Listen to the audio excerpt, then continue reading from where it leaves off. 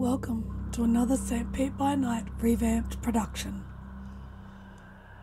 The following is rated for mature audiences and may contain graphic themes that will be distressing to some viewers.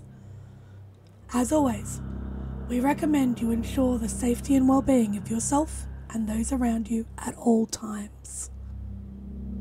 Viewer discretion is advised.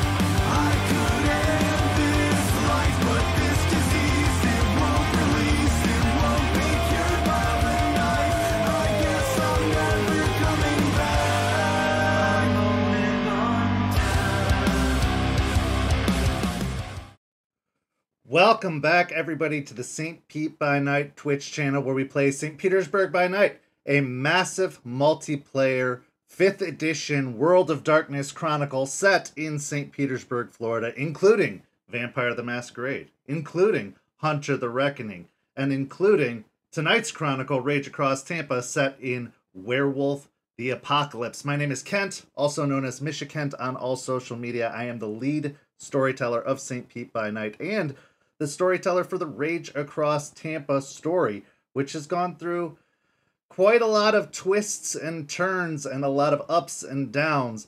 Go follow St. Pete by Night on all the social media listed down below, as well as in the description, both on Twitch and YouTube. It supports what we do, and it gives you a behind-the-scenes look at some of the amazing content many of our players, storytellers, and others are creating for this very channel.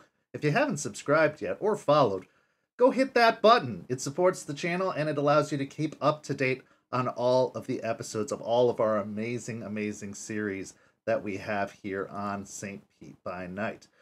Of course, I couldn't be doing this by myself. I say this every week. If it were just me, I would be talking blankly to a screen like on After Dark, and most of you would probably get bored and turn on something else. No, I get to entertain you with some amazing players. Go say hi. Introduce yourselves. Hey everybody, my name's Preston. I play Aiden Goodspeed, the Arun of the Gale Stalkers. Hi everybody, I'm Champ, Champagne. Some people call me the sex haver. Some people call me that. But anyways, call me whatever. I will be playing Aspen Wise, the Philodox of the Silver Fangs. Hi, everybody.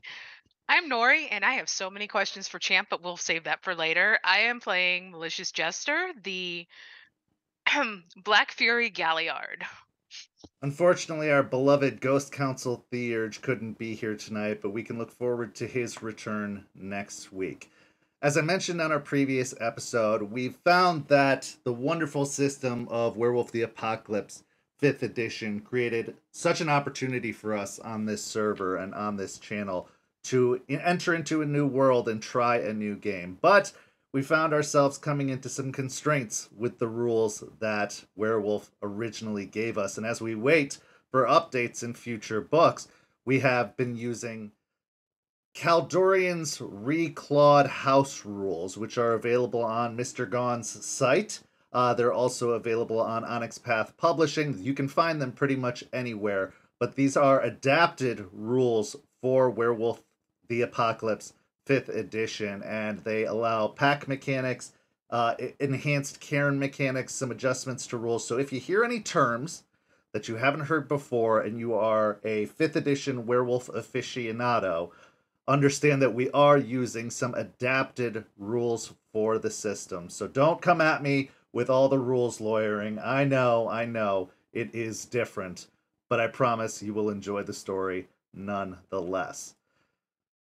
That being said, let's get into tonight's story, which is entitled Prison Broken. Last week, Jester, along with Ryder, took on the seemingly impossible task of breaking her friends, the members of Stheno, out of the Hillsborough County jail system.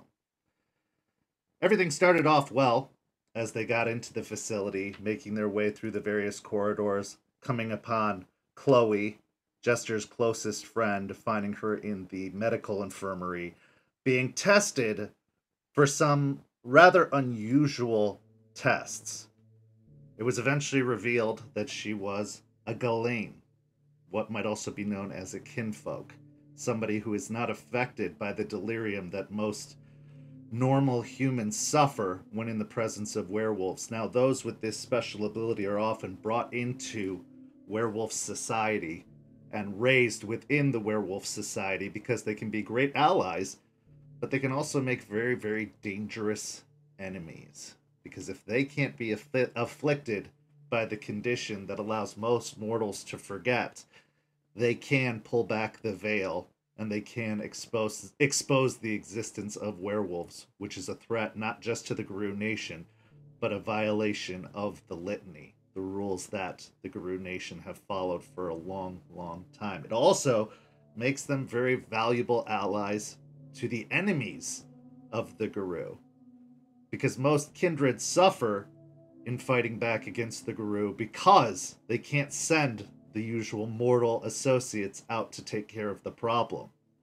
They have to consider that these mortals can be afflicted as well. So a Ghislaine in a kindred's hands is a very, very dangerous thing.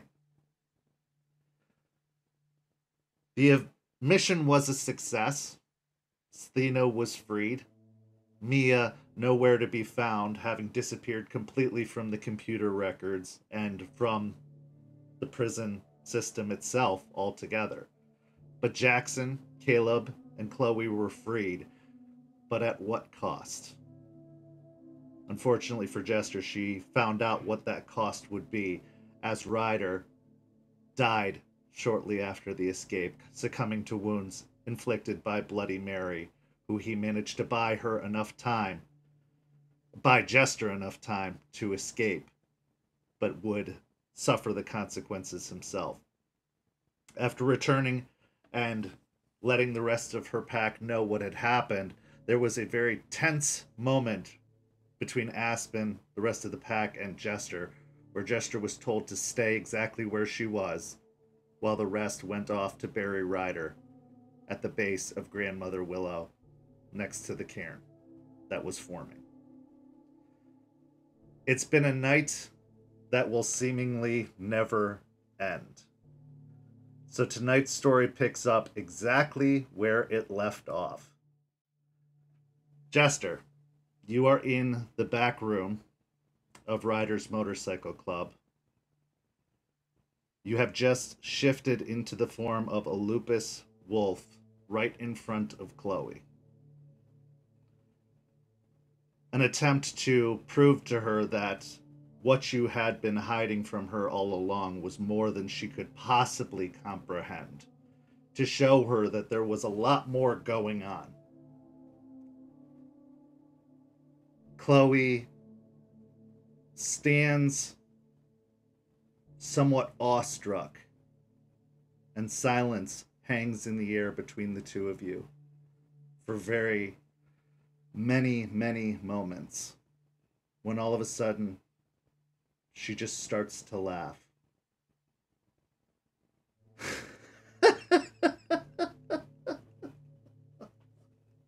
Okay, I get it. I've had this dream. I'm still in that fucking cell. You didn't save me. You're not here. This is just the side effects of whatever fucking drugs they're using to keep me docile while they do whatever the fuck they're doing to me. I'm still there. And I'm just waiting to wake up.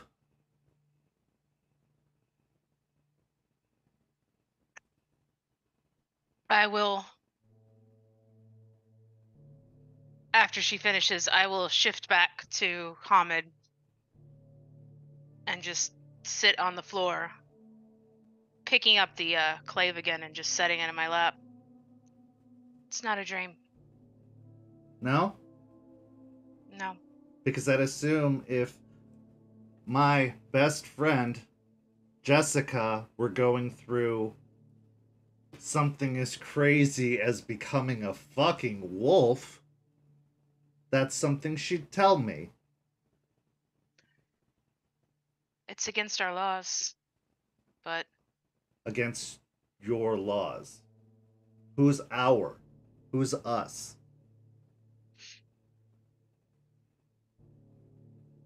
Simplest terms, werewolves. Werewolves. Werewolves aren't real, Jess. That's why this has to be a dream. There's no such thing as werewolves. It's in movies and stories. I think it would be nice if it was, at this point. You should sit down. You look like you're going to follow. I've been sitting for months. And when I haven't been sitting, I've been strapped to a gurney. And if this isn't a dream, and if I'm not about to wake up and find myself locked in a cell again, then I'd prefer to stand. Okay. Do you want me to start from the beginning, or 2 months ago when everything went to shit?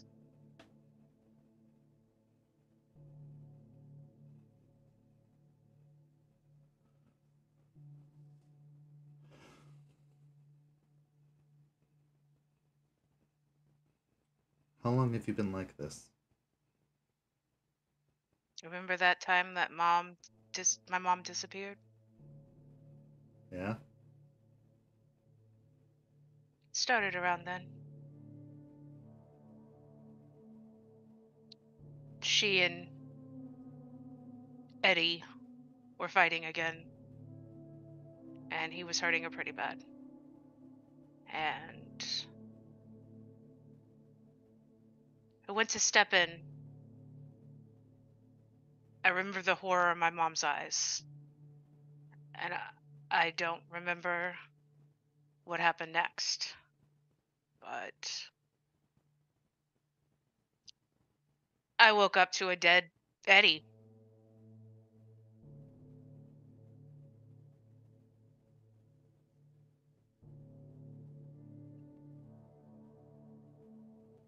And then what?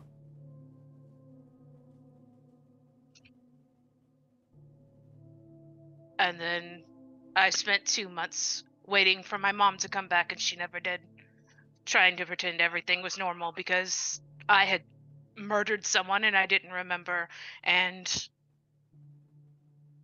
I couldn't control my emotions. And if it got too out of hand, I'd turn into something else. And then others found me. And they told me what I was. And took me with them to teach me.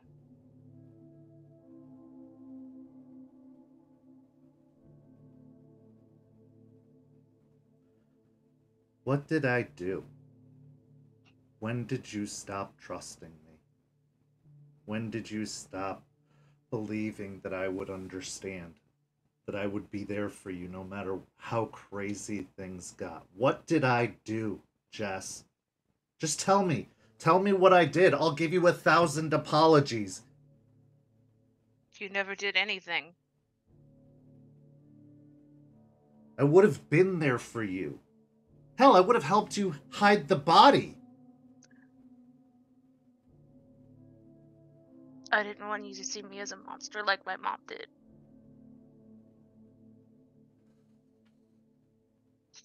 No, I wouldn't have seen you as a monster, Jess. You became a monster when you stopped trusting me, when you started hiding things from me. You could have told me you were a werewolf and I would have said, great, let's figure out how to get this under control. I would have believed you. Because I never thought you'd lie to me, and then the lies started. They started after you became a werewolf.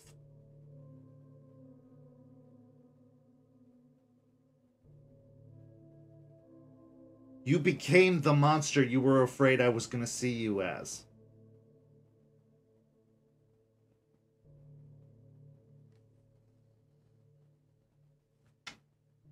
She starts to pace, kind of back and forth across the concrete. But I can't say I would have been any better in your shoes had it happened to me.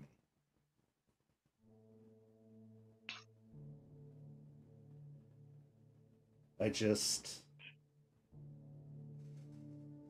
know it must have been really lonely and really terrifying, and if it were me, I would have wanted you with me, because I get it. You don't have family to trust or rely on, or at least you didn't then, and you didn't have friends who would understand in your mind, I'm sure, but it's been years since that, Jess. Years.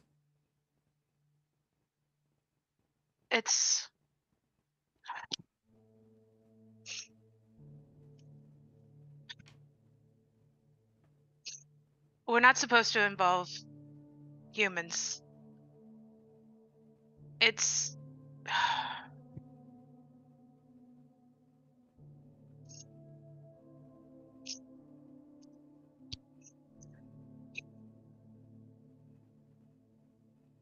We have loss, and some were very, very brutally pounded into my brain. But you did use humans. You What? used us. And we suffered for months because of it. Mia's probably dead. The rest of us, Jackson and Caleb and myself, we have no lives anymore. They're gone. We can't go back to normal. No. And I'm sorry. I never meant for you to get involved this way. Jess, I would have signed up for it if I just knew what I was getting into. If you'd have told me that we're going against forces that could destroy our entire lives, I would have done it, because that's what best friends do. I didn't know. When I came to Tampa, I didn't know what I was getting into. Sure, I was told that we had a purpose to protect the Earth, and we were fighting a war, but I didn't know what that meant. Not until I got here. Not until that night. I didn't know.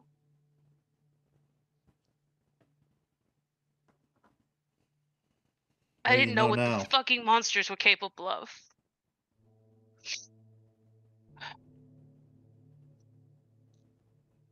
I'll stare at the bloodstain. Yeah, I know now.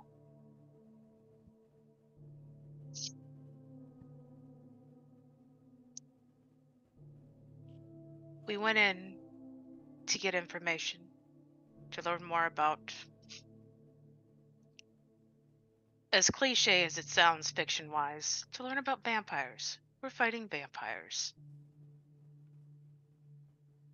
Well, again, assuming this isn't a dream, I might as well just take that at face value. Werewolves exist, why not vampires? Let me guess, there's also dragons and fairies and ghosts out there too. Why not? Let's just take it all on as truth.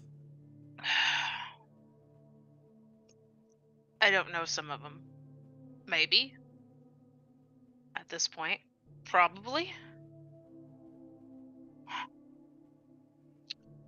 So how did it happen to you? You get bit by a dog sometime and not tell me about that? Or did you have some sort of witch put a curse on you? I was blessed by the spirit of Earth. Gaia. And we don't know why we're chosen.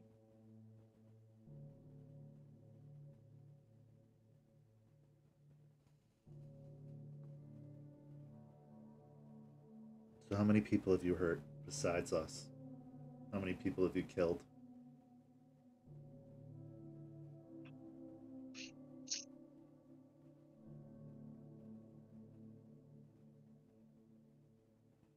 Was it you at the factory when it exploded? Was that you guys?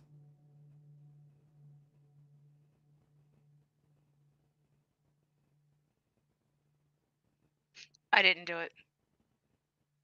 My pack didn't do it, but the one who was with us did.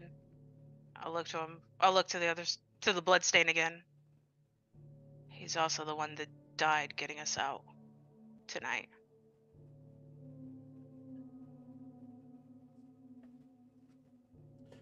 So you'll trust terrorists more than you'll trust your friends because of what? Some laws?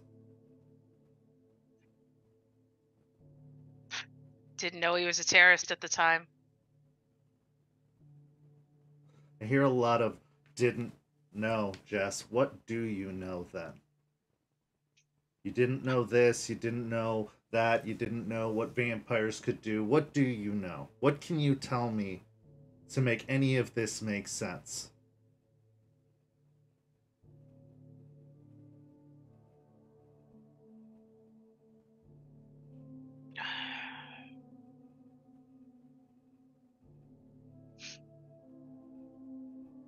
We went in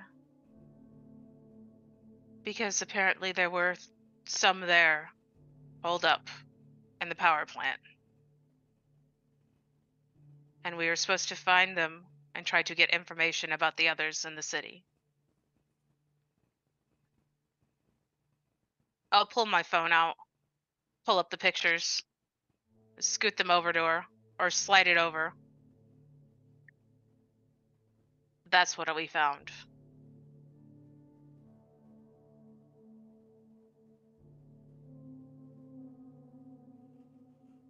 She'll kneel down and pick up the phone, start scrolling through the pictures as she paces back and forth. Why didn't you call the police? Because they own the police. Like a mafia movie? Yeah. You know your prosecutor, Bateman? He's one of them. And he got to Mia. And he messed with her mind. And then he took her. And I don't know where she is.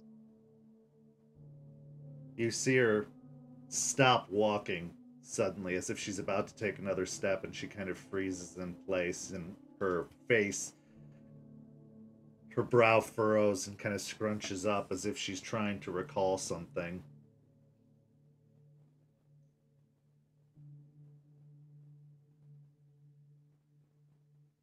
All those people, all those victims died too. And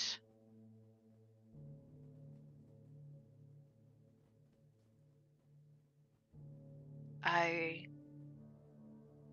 ran to the woods because I couldn't deal with what my actions caused. And then it just got worse. Because then my inaction got you caught.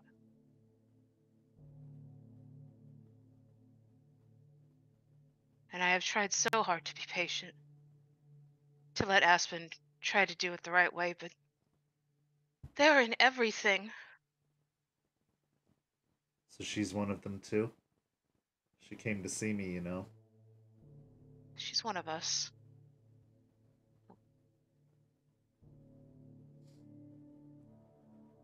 Us. Garu. I remember when we were in Us.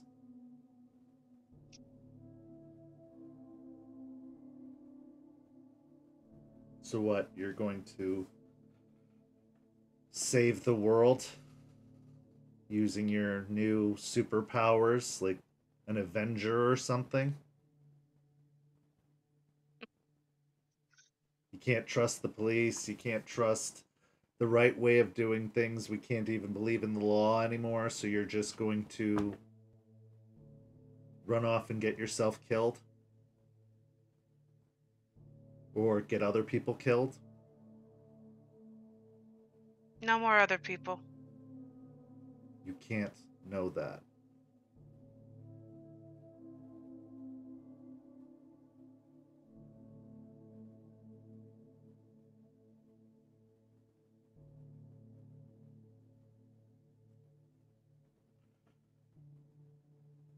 I'm gonna give you one chance, Jess. One chance for you to make it mean something. That our sacrifice, our lives being thrown into a blender and dumped into the trash means something. Or I'm gonna get on board that plane with Caleb and Jackson and I am never, ever going to speak to you again.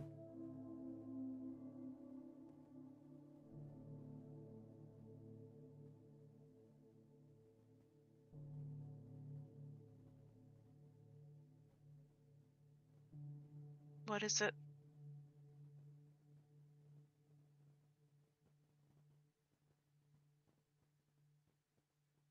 You tell me.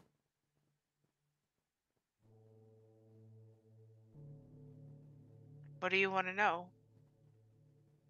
Make it mean something. Make it worth it. Make what happened to us worth it, because right now we are just collateral damage for your new friends.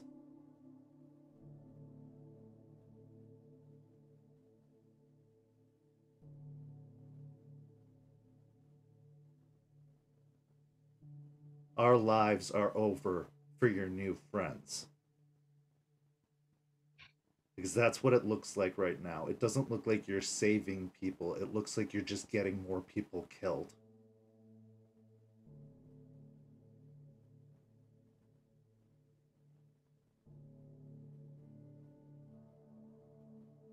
Gaia is dying. The earth is dying. It's not just the physical world we walk on. She is alive. She is sentient. She is spiritual. And she is dying. And we, the Garu, are her last effort until all of this ends. And there is no way I live to a happy old ending. I'm going to die because I was chosen for this. And honestly, I think you should get on that plane because it will be so much safer for you.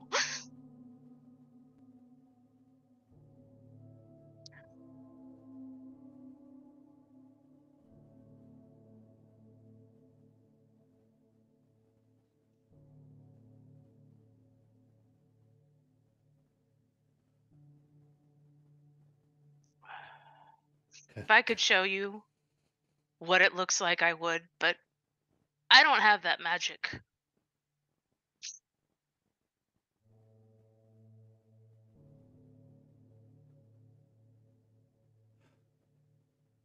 Kind of makes everything else that we did in life seem meaningless. All the protests and all the letter campaigns and all the everything I spent my whole life doing. was just humans, it would work. And humans need to keep fighting that. That is something they can do. But there's so much more. There are vampires, but there are little spirits that are rotting the world. I have seen Gaia's blood cracked and broken. So no, it's not enough. Do you think that you're better than me? Better than us? No. Now that you have this gift that you get to be a superhero, are you better than the rest of us? No, not at all.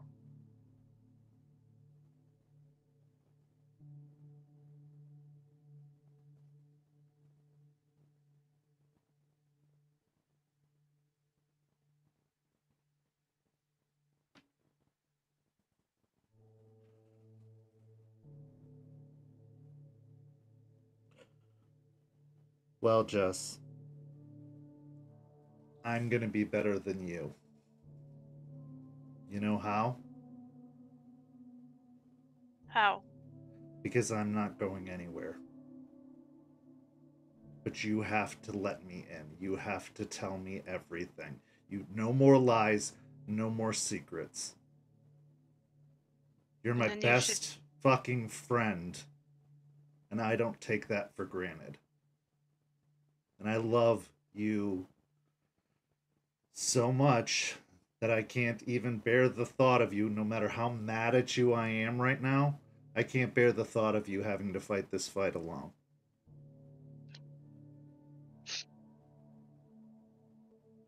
But you have to tell me everything. Everything. You should know, when they had you strapped to that gurney, they found something in your blood. I don't Let me guess, really... I'm a wizard. No. You're kin to Garu, Shit. as far as I understand. I don't know what that means. There's so much I don't know. Let's find out together. Okay. Can I have a hug? Yeah. She walks up and kind of crouches down in front of you and wraps her arms around you. I'm sorry you've had to go through this, Jess. I know it must have been hard with your mom and killing your stepdad, I guess, and whatever else you've been through, but I never would have judged you, and I never will judge you for what you have to do, but you just have to let me know. And I'll stand by you no matter what. I promise. No more secrets. So what comes next? And she lets go of the hug, but lets her hands kind of hold on to yours as she sits down cross-legged in front of you. What do we do now? Are you hungry? Do you want some orange juice? I'm sure she will stop and her gaze will follow back to that bloodstain. I don't think he would care anymore. I probably should eat, but you find out that the whole world isn't what you thought it was, and vampires are real, and werewolves are real, and everything you've been fighting for is basically a puppet show, then tends to make that hunger go away a little bit. But I'm sure I'll eat something soon. Good. She'll wipe her hands, which are still, like, covered in Ryder's blood, like, on her thing. Let's go find something. Okay. Although, I can't believe I'm saying this. We probably shouldn't tell Caleb and Jackson. We can't. They can't know. I figured you were going to say that. It would be so bad for them.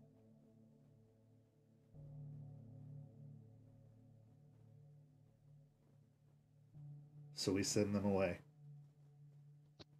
Let them. Yes. Okay.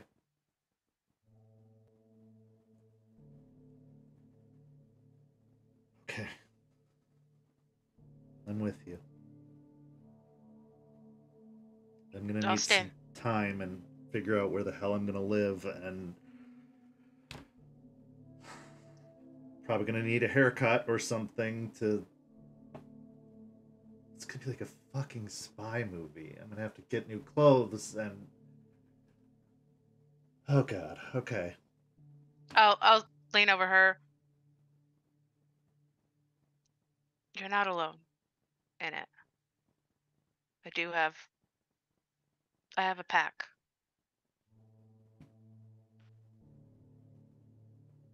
Though they're pretty. They'll help you.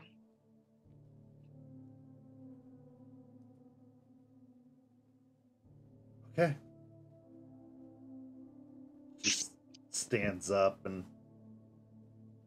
gets up with you and gives you one more hug. And as you head out of the back room, down the hallway, opening the door, finding Caleb and Jackson standing at the end of the hallway very nervously, the doors behind Caleb and Jackson, the main entrance, opens, and some of the light from the parking lot spills in as Aspen and Artie make their way into the bar. Aspen, you've just returned from Ryder's impromptu funeral, the dedication, and the burial at the base of Grandmother Willow. As you enter into the bar, the car ride being very tense and silent on the way back. Even Regina behaving extraordinarily well, not giving any issues with the startup of the car, and a very smooth ride. You enter and you see Caleb and Jackson standing at the end of the hallway leading into the back area, and you see Chloe and Jester emerge from the back room as you come in. I will walk in, stare directly at Jester. I will stop dead. Friends need to go.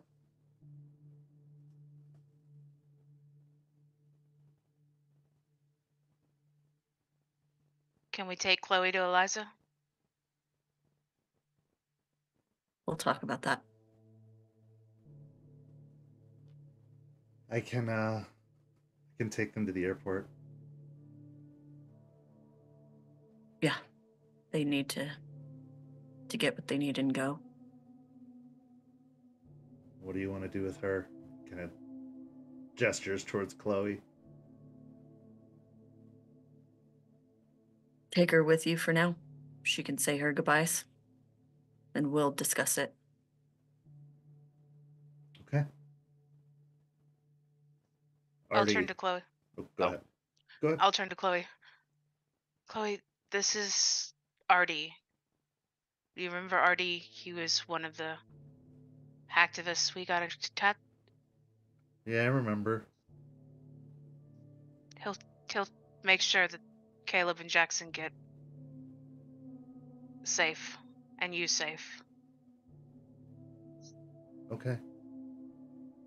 She looks between Jester and Aspen nervously, but then just nods her head and joins Caleb and Jackson as they're let out of the front entrance. And then they get into Regina, and you can hear the Jeep back up and drive away, leaving just the two of you in the bar. Aspen will walk over, kind of lean on one of the walls. Explain yourself.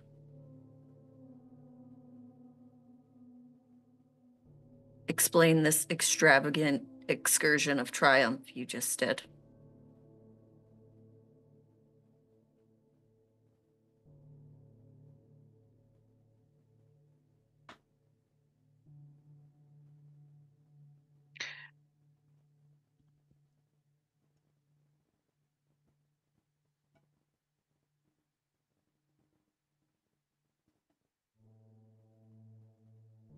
I came to confront Ryder and to at least get on a level where we wouldn't fight each other all the time. I came to ask him to train me. And we sparred. And I told him that we would be even if he did two things. If he trained me, and if he realized he was sick and he started taking steps to be better.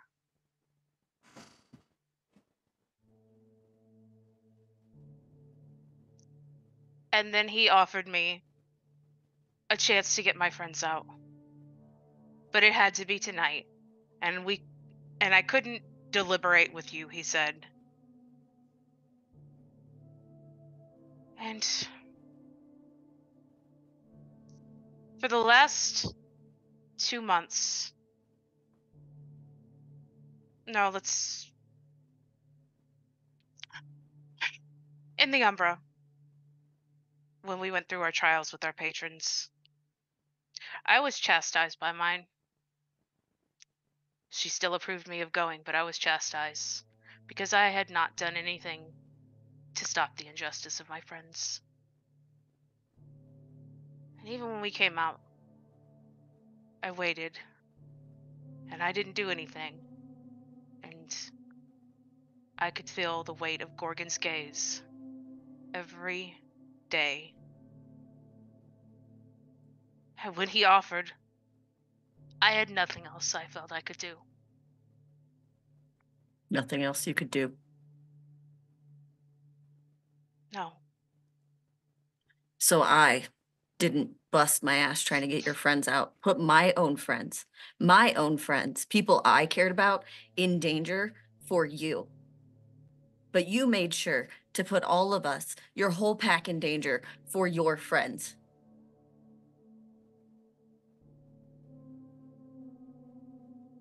That's what you did, Jester. You put all of us in danger because of some of your friends.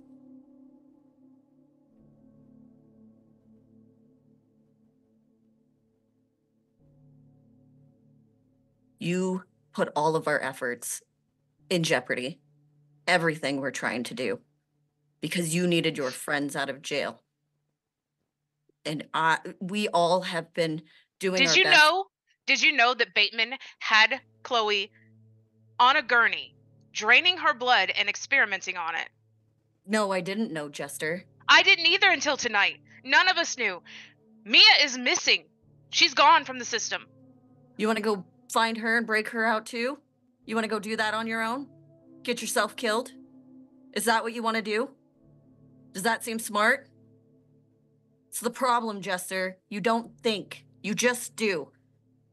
And now I have to clean this all up, and now Ryder is dead. The person that you hated just a few hours ago is dead because of what you did.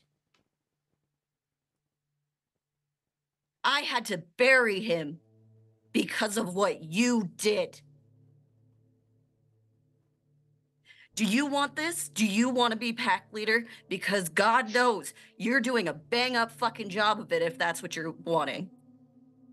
And when it all comes down to it, and you get every single one of us killed, every single one of us, you'll be alone. And maybe that's what you're destined to be, alone, Jester.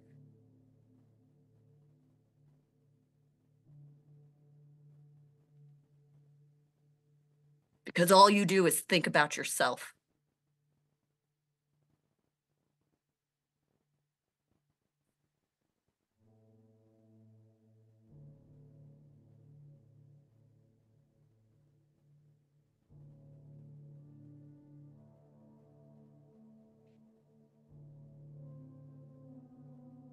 And I'll be damned. I will be damned if you get anyone else killed. Did I think about myself when I went to Oregon instead of staying here? Did I think of myself when I dived into the ocean or the deep endless pool to save Joseph? I have fought for this pack.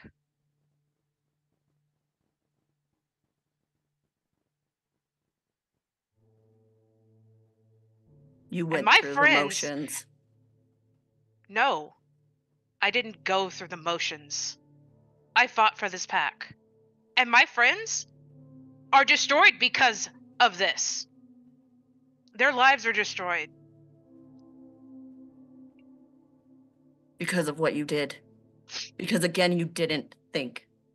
You wanted your friends out. You didn't think of what this could mean for them. They were never going to get out the legal way. The vampires would have made damn sure of that. Do you think it was just going to end with Mia? That they weren't going to get to the others? And they're doing great now, aren't they? They're alive. Oh, good for them. At least they have that to say. What about Ryder?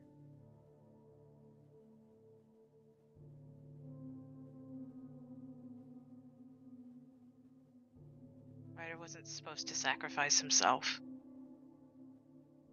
Ryder wasn't supposed to be there. You weren't supposed to be there. We're supposed to make these decisions together. You don't just get to go off because your friends are in danger and you think that you get to be the big hero because you didn't die, Jester. He did. And now he's gone. And he doesn't get the redemption that you asked of him. He doesn't get to try and do better.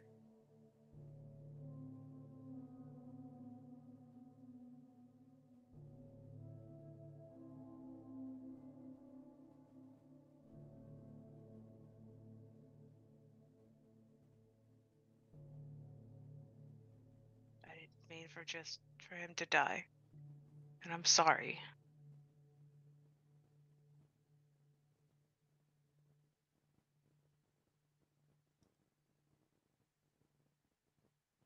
You're going to stay with Aiden, and Aiden is going to watch you, because I don't trust you.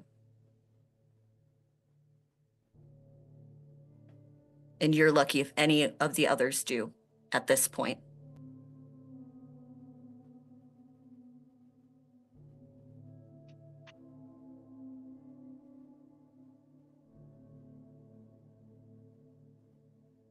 You're going to stay with him, and you're going to go to Grandmother Willow, and you're going to watch what Ryder went through. You are going to see everything that he's been through, and that'll be your penance. You get to live through that. And then you will know what it meant for his death. What we lost, what we could have gained, but it's gone because of you.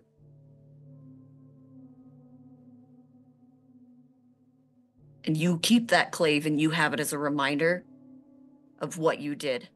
And you think of that every day that you stay in this pack.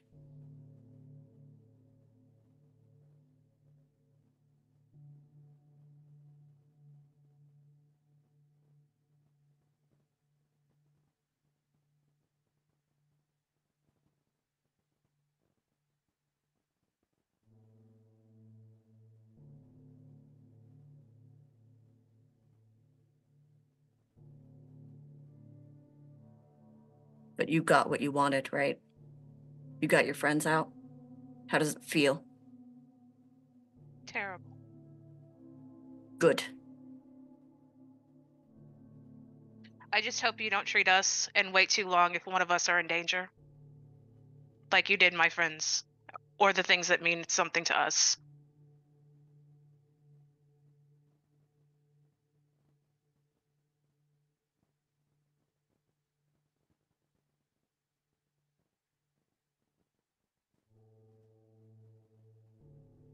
I have done more for all of you than you've ever done for any of us. So when the people I care about are now in danger, I'm not going to run off and leave you all behind and make some stupid ass decision that gets all of you killed, because that's what I do. I look out for all of you. That's my job. And I will continue to do that, Jester. And if you don't like it, you don't have to be here.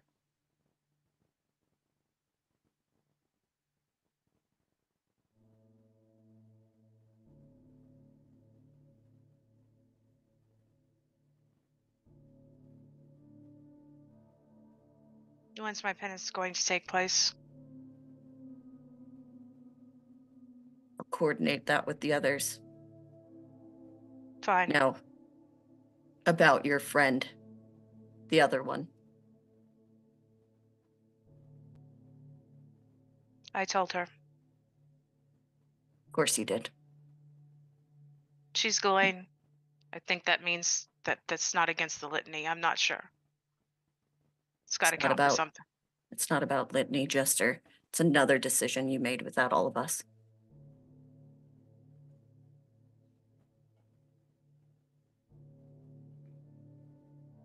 But I'm just so angry, I don't have the ability to chastise you about that.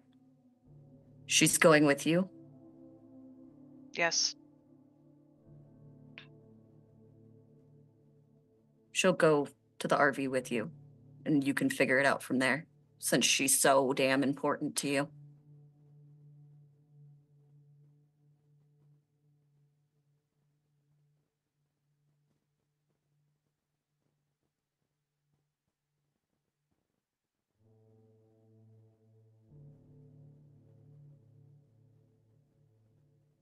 I'm done with this conversation.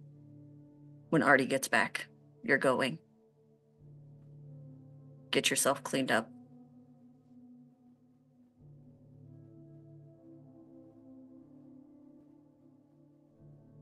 The Alpha has spoken. About 20 to 30 minutes go by of a very tense silence. It weighs heavy in the air, heavier than the humidity that Florida often brings to anyone who dwells long enough within it. It's a weight upon the shoulders of everyone involved.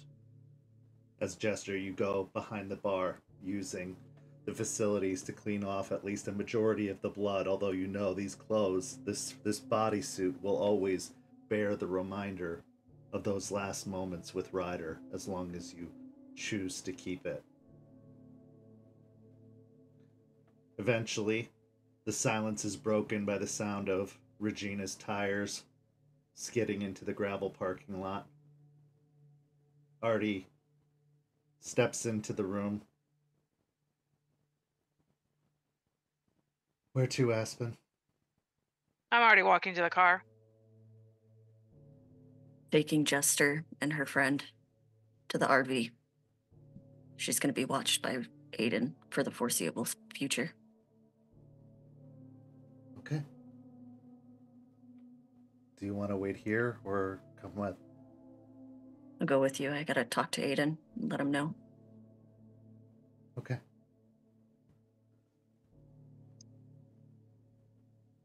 He steps slightly out of the way to allow you to walk out first, but as you pass, he makes a motion like he wants to touch your back or something, but he pulls back and allows you to stay in this mood you're in.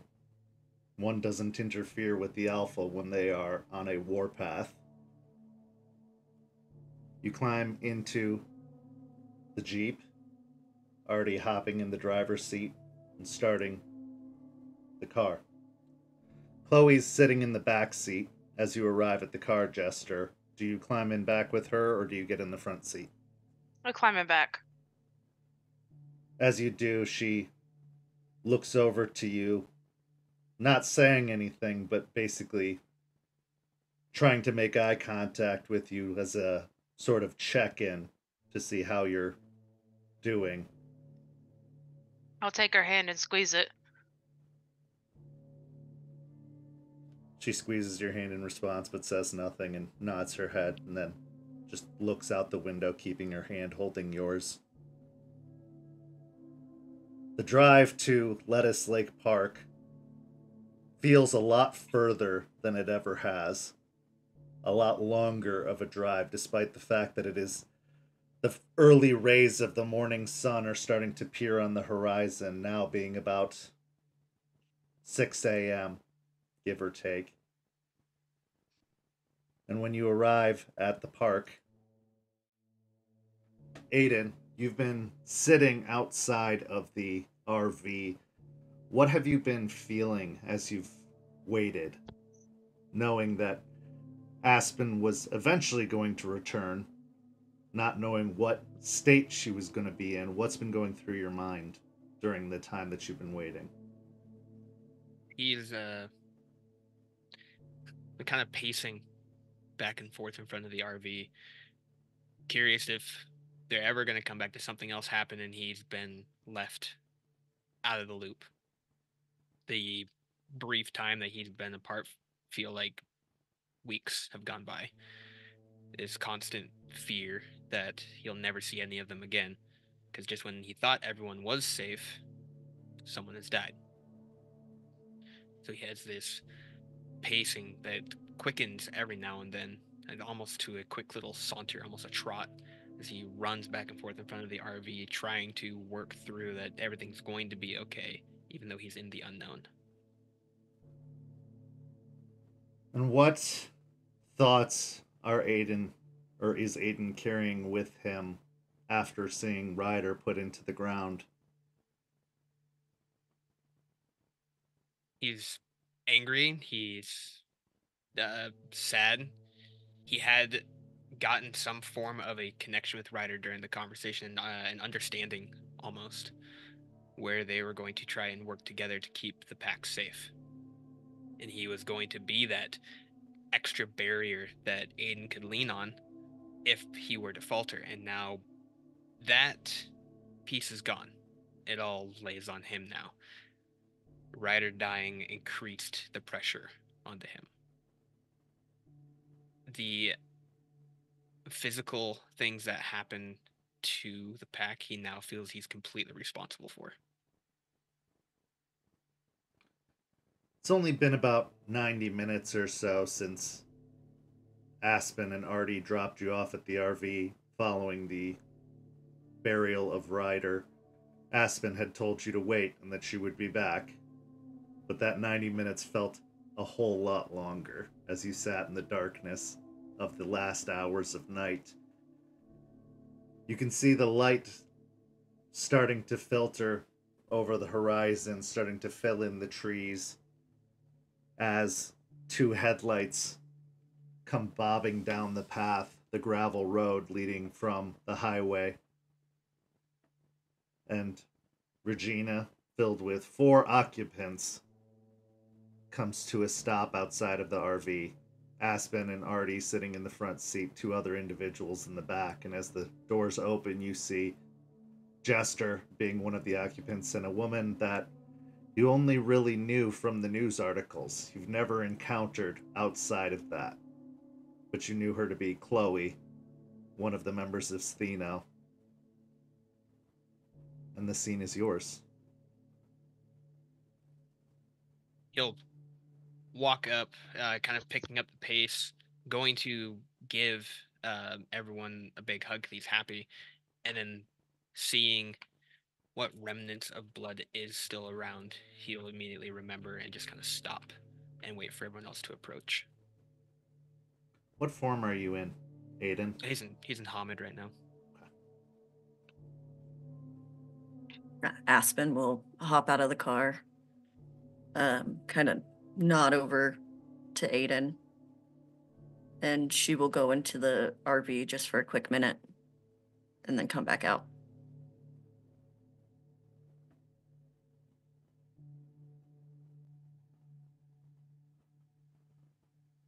Artie remains by the Jeep, standing by the driver's side door, though he gets out of the car and opens the back door for Chloe to get out as well.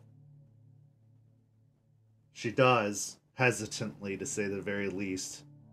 Her curiosity mixed with fear as she looks around the surroundings and is surprised by what she sees. Like somebody who might have just been brought to the place they're going to be murdered, but also potentially the beginning of a new story for her. So it's a mix of awe and fear at the same time as she climbs out, but she doesn't put up any resistance as she makes her way around the front of the vehicle, looking towards Jester's side. I'll climb out slowly and still hasn't let go of the clave at all ever since she picked it up. Make my way over to the lawn chairs and kind of just plop down in it. Aiden will make his way over to Artie as Chloe's getting out and kind of kneel down a little bit. So what's the... Like, can I be chipper, or what's the mood like right now? I'd probably just follow Aspen's lead on this one. She's still quite upset, so yeah. Talk to her. She'll tell you what to do next. You got this, bud. He'll kind of stand back up and look over to Aspen. Just kind of walking past everyone. You good? Yeah, I'm good. Jester and Chloe are going to be staying here. Why? Because Jester needs a babysitter. Okay, and the other person? They have nowhere else to go. We need to figure that out, and we will figure that out later. But for now, that's Jester's problem. She knows about us. Like all of it? Not sure how much. You'd have to talk to. She'll nod over to Jester. But she knows enough. She's a Ghislaine, like what Joseph was saying. Oh, okay. Cool. All right, sweet. Fucking love this. And you'll go and sit down.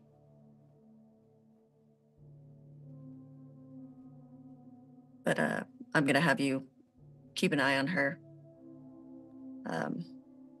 Chloe will be Jester's problem, but you're gonna keep an eye on Jester. Okay.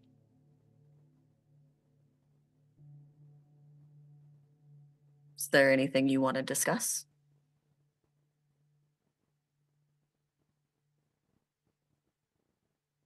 I don't know why I feel like I'm being punished for this, but if you feel like they need to be watched, then they need to be watched. It's your call. I don't mean it to be a punishment, and I'm sorry, Aiden, but you're the one that I trust to do the job. I'll keep her close. Thank you. I know it's not easy for any of us, but I don't see another way. Yeah. Yeah, all right. Fine. Artie pipes up a little bit and says, I'll make sure to bring by some groceries and stuff to make sure that at least Chloe has food. Jester can probably hunt with you, but I'm sure there's going to be an adjustment here, so I'll make sure that anything they need, I'll bring here, and you let me know if they need anything else. Can we even trust her?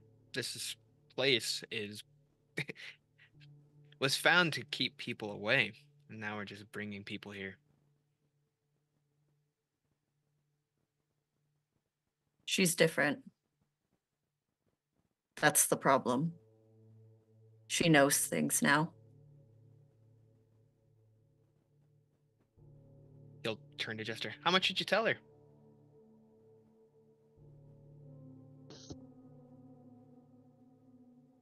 Enough. That's very vague.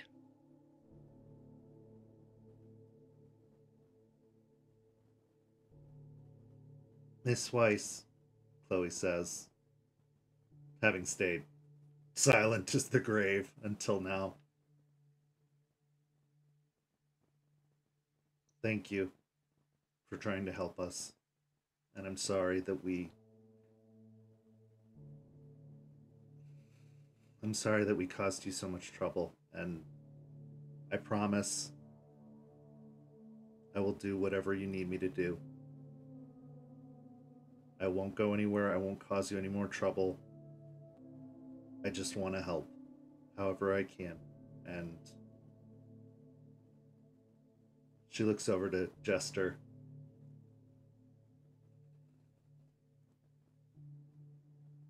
I'm here for her, but I'm here for you too. If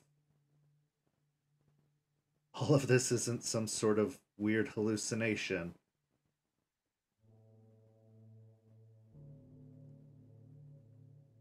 I'll do whatever I'm asked to do. Thank you. I appreciate that. I know this is not an ideal situation for you, but we're going to figure it out as we go. And whatever you do, that one there, Aiden, if he tells you, you just listen. Okay. Also, looks over to Jester just for a second and then moves her eyes over to Aiden. She probably needs to go to Eliza. Chloe probably needs to go to Eliza. She probably has more information. Yeah. Make it happen. Thank you.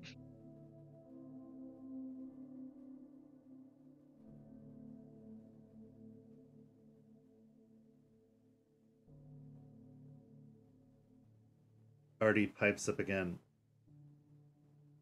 You staying with me? That's the plan, if that's all right. It's all right. Okay, I will grab what I need and we can get out of here. Okay. Aiden, if you need anything, you call me, okay? Yep.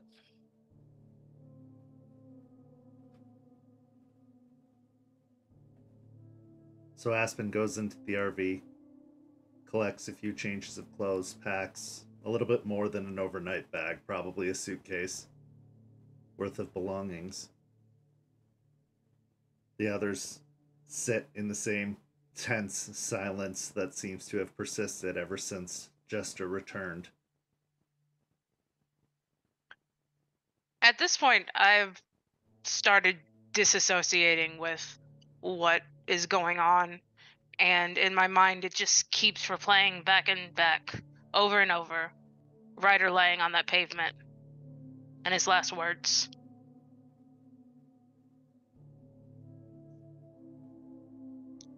Eventually, Aspen returns out of the RV with a packed suitcase. Before making your way to the car, is there anything you wish to do, Aspen? Yeah, I'll just squeeze Aiden's shoulder.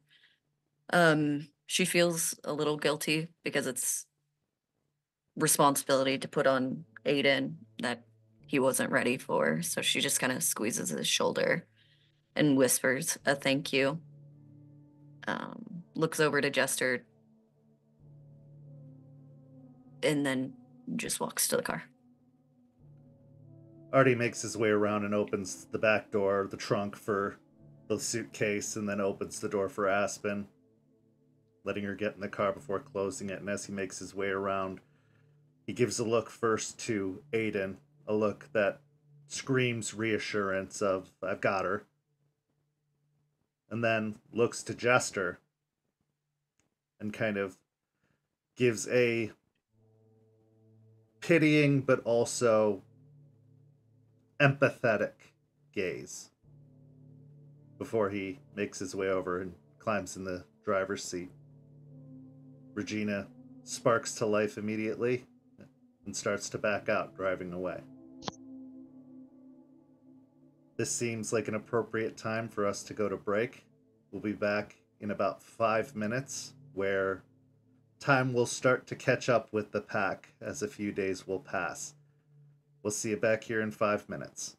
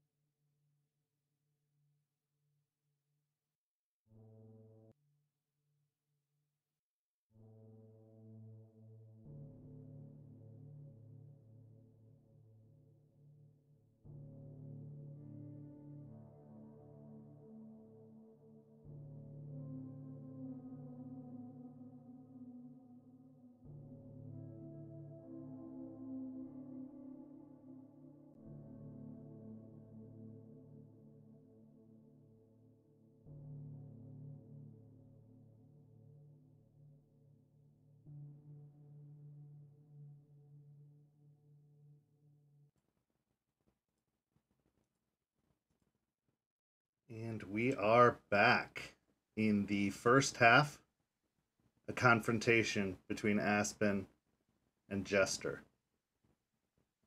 The role of the alpha isn't easy, to say the very least. They have to make the tough decisions, and Aspen hasn't been an alpha for very long.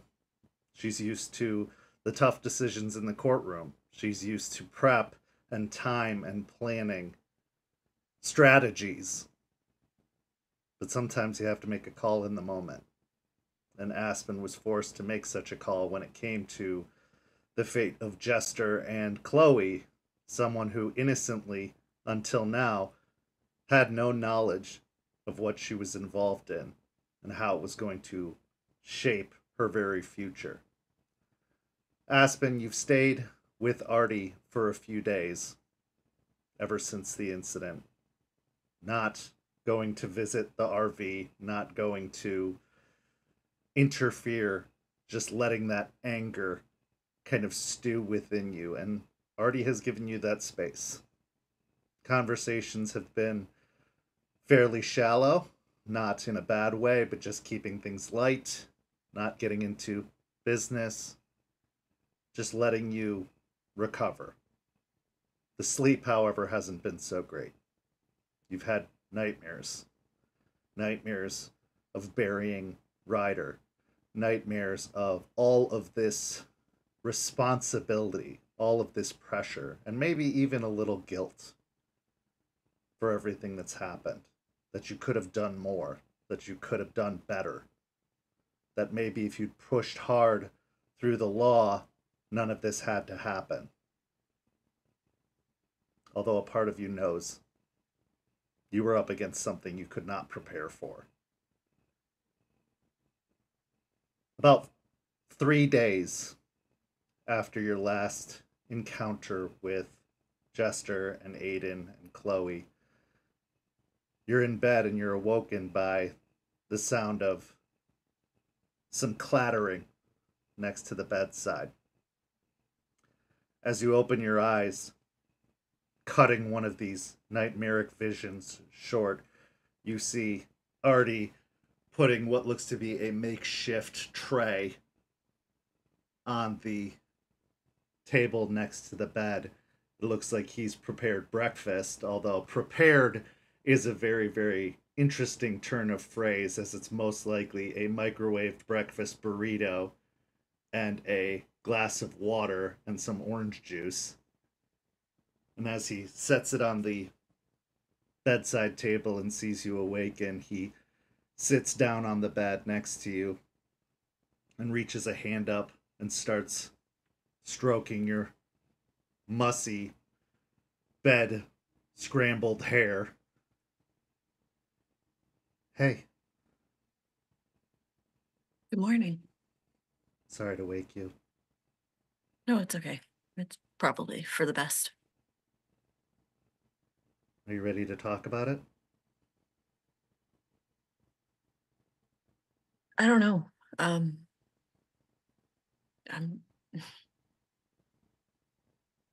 I don't know what else to feel.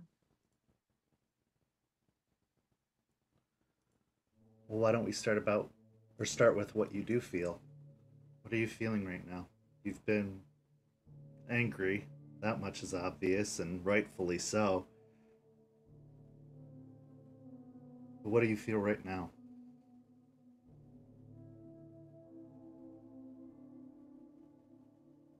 Scared. Yeah. I mm,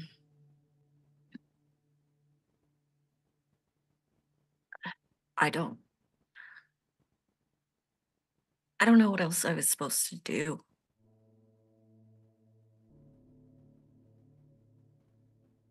In the moment, nothing. You did exactly what you were supposed to do.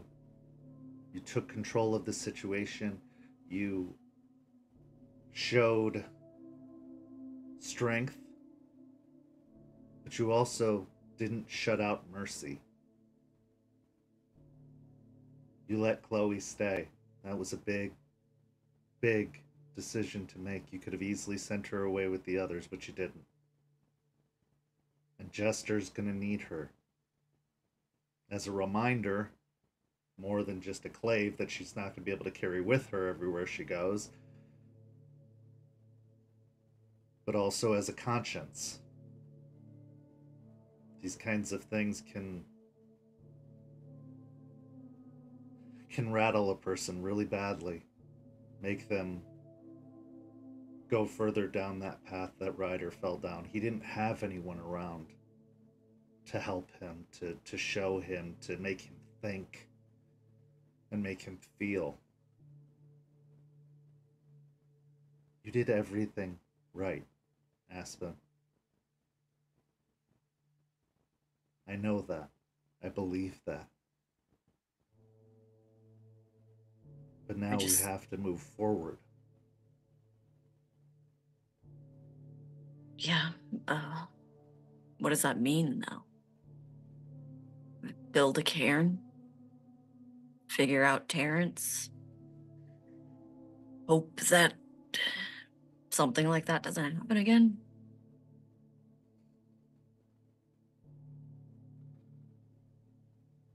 I'm not going to be naive and say it's possible that it won't happen again. That it won't happen again. But yeah, that's what we do. We keep going. We keep going in the direction we were going. We can't let this alter our course. We have to keep pushing forward. Which means you have to forgive Jester. She'll pay her penance. I know her. She's stubborn and a little bit wily at times, but she'll do what she has to do because she's honorable. And because this is important to her. You're important to her, Aspen. I know she thinks of you as the leader. I saw it when we first encountered her. I saw it when we left her at the trailer. She'll do what she has to do.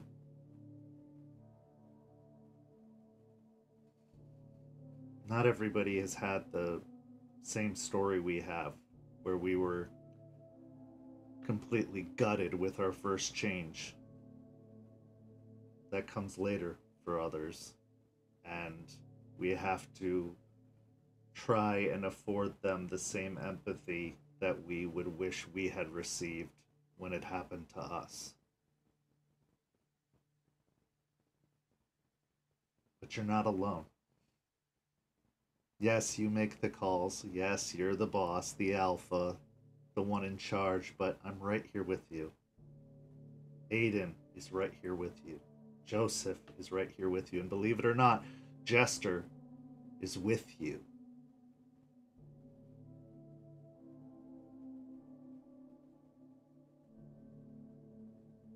And we're gonna do this because it has to mean something, right? Yeah. So let's make it mean something. Just, I'm angry. Yeah. Absolutely. I'm surprised this place wasn't broken after we got home that first night. Because I would have totally understood, although replacing computers is expensive, and I'm glad you didn't do that. You have every right to be angry. I'm angry at myself. Why?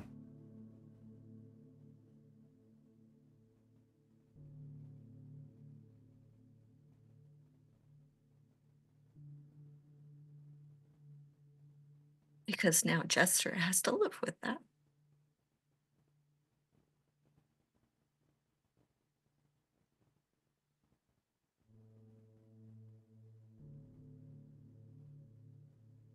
You couldn't have prevented that. She had to learn that lesson just like we did. I'd say we were lucky enough to have learned it early on, but it sucked. You and I both know Yeah. it sucked. But that happens being what we are. Whether it was her friends or one of us. Yeah, but it keeps happening. Aiden, Jester, us. It's a good thing we have each other then. We have each other to fall back on, to catch us when we feel like we're falling, to prop each other up and to keep going. That's what packs do. We're a family, and families have to be there for each other. As long as we have each other, we will get past it and we will get through it. And I'm sure there's a lot more shit coming our way. Yeah, that's the problem. I mean, I don't know. I get it. I know this is what we're doing, and it has to mean something, and I get all of that. I don't know.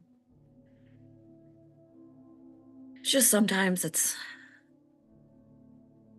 hard. Yeah.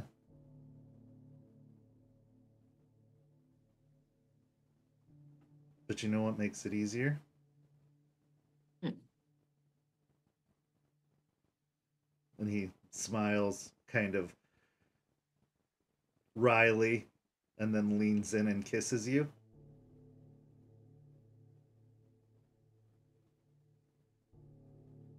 Yeah, that helps.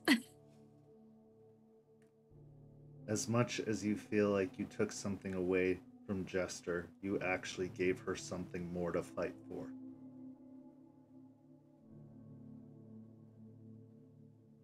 I fight for you, Aspen. I have nothing else in this world that matters as much as you do. And I am going to do everything in my power to make sure I have that as long as possible.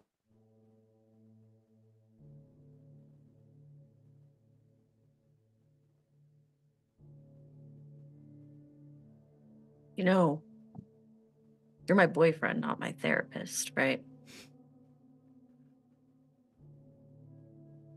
Is there really a difference? I mean, my copay is a lot more enticing than a therapist gets. Doesn't pay any bills, but you know, it's pretty great otherwise. Fair enough. Well, I'll keep, cashing in. Sounds good to me.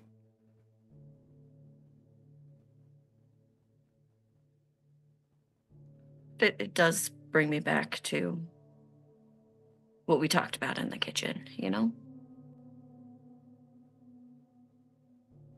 Is there a happy ending? Like, is there...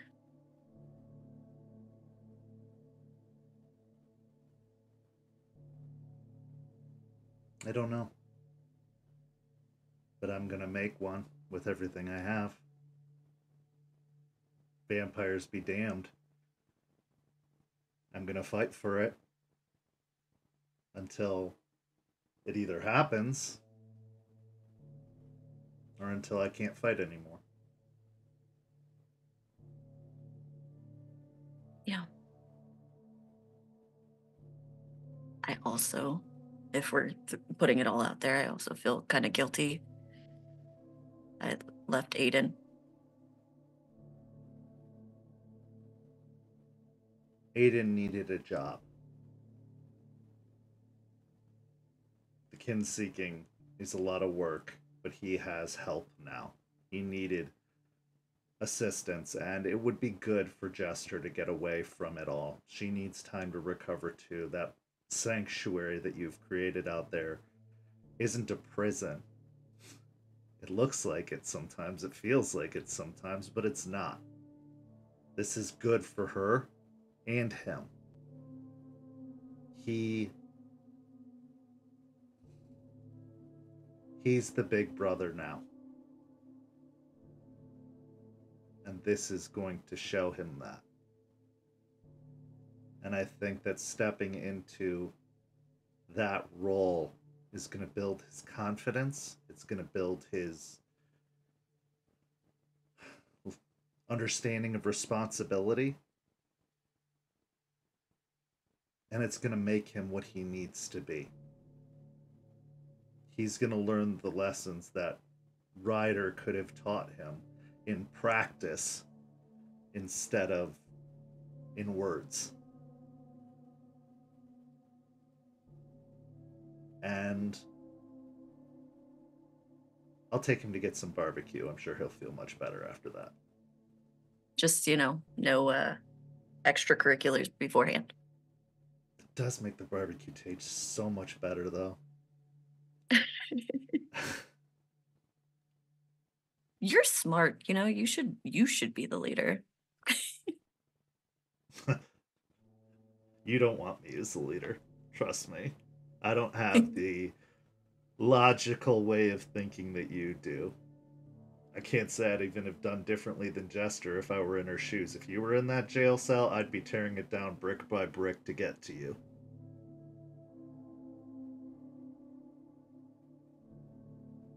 Yeah. You're where you need to be. You're exactly where you need to be right now. Not just for me, because, though it's been a little chilly around the apartment lately, it's allowed me to lower my AC bill. It's too warm in here sometimes. You're doing a good job. You're doing a great job. And I think that when they sing the song of our time here, they're going to think of you fondly as the one who, against all odds, led this pack to rebuild a place that the nation had thought was lost. That you led the army against the bloodthirsty vampires. That you beat back the worm and helped heal Gaia. And, fingers crossed, that you got to live happily ever after that. Yeah, I hope we all do.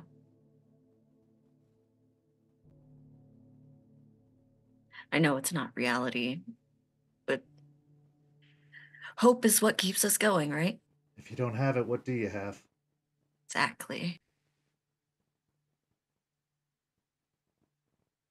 But what you have to do is when she does what you've tasked her to do, you have to forgive her.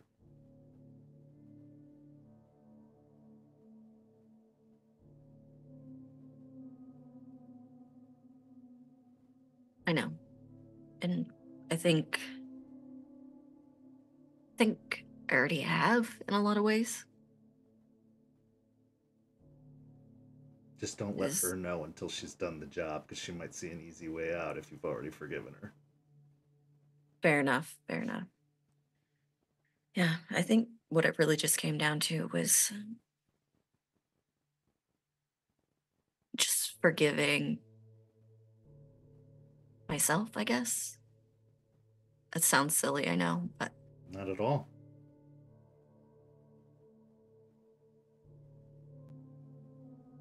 You did everything you thought you could do at the time with the knowledge that you had. And you handled your business when it came time to handle business.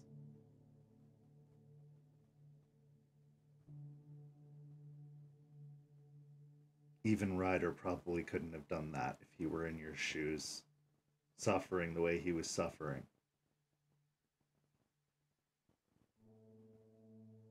There's nothing to forgive, Aspen.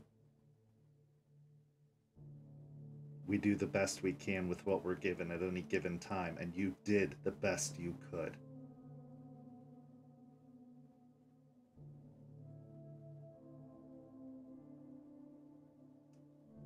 You're a pretty great alpha. I know you don't get told that enough. thank you. But speaking of Ryder, we should do something. I know the cairn isn't open, so technically like moots aren't a thing and there's only us here.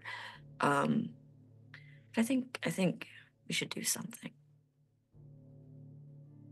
Yeah. Let's give it a little bit more time. Maybe if Joseph's far enough along, maybe we could make the cairn opening, the awakening, a celebration of life as well. Yeah, I like that. Get a few of the others that are willing to come this far south to come visit. I know that Aiden has his people and Jester has her people and we've got our people. Maybe we can see if a few of them will come down and we'll make it a big old thing so that it doesn't seem like it was a loss as much as a necessary sacrifice to make such a great and glorious thing happen. Because that's what Ryder would want. Yeah, absolutely. I think that sounds fun. I think it's a good way to, have good moments on top of it. Yeah. I'm with you to the end. Good, because you're stuck with me.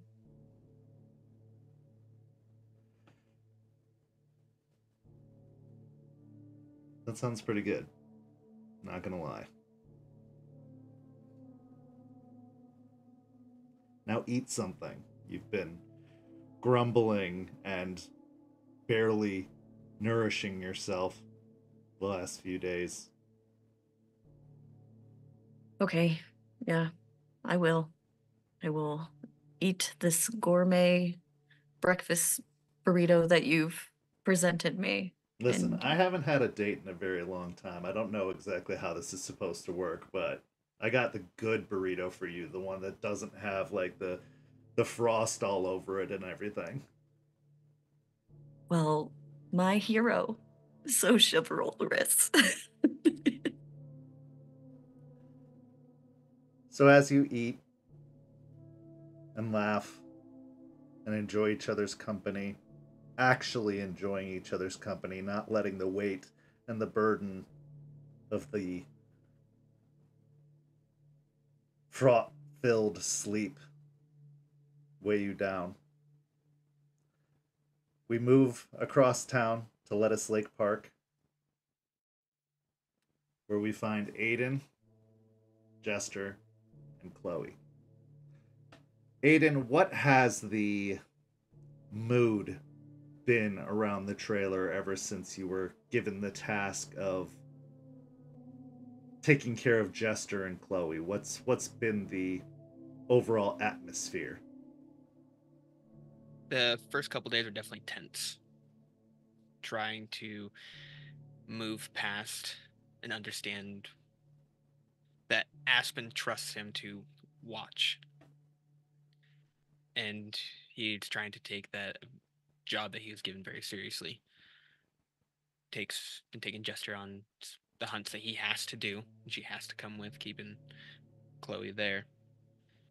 Kind of putting her through some more rigorous hunting training than he's done in the past, where he's been a little bit nicer about it. So he's been a bit harsh and sharp with her, and trying to understand why she did what she did, but they haven't talked about it. And Jester, what's been this experience like for you?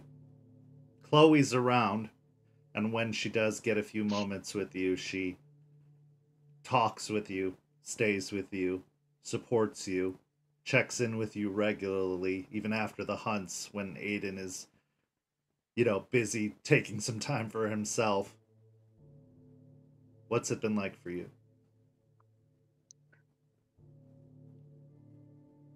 Jester has been mostly numb in these last few days, going through the motions. When Chloe asks, when Chloe checks, she'll talk. She'll make sure Chloe's taken care of. She'll follow all of Aiden's instructions and commands to a T. And it's only late at night that Aiden might have trouble, because there will be, every night, Jester will bust out of the RV, probably walk a few steps, vomit, shift into lupus, and run until she is exhausted. So it's been about a week since Ryder's fall.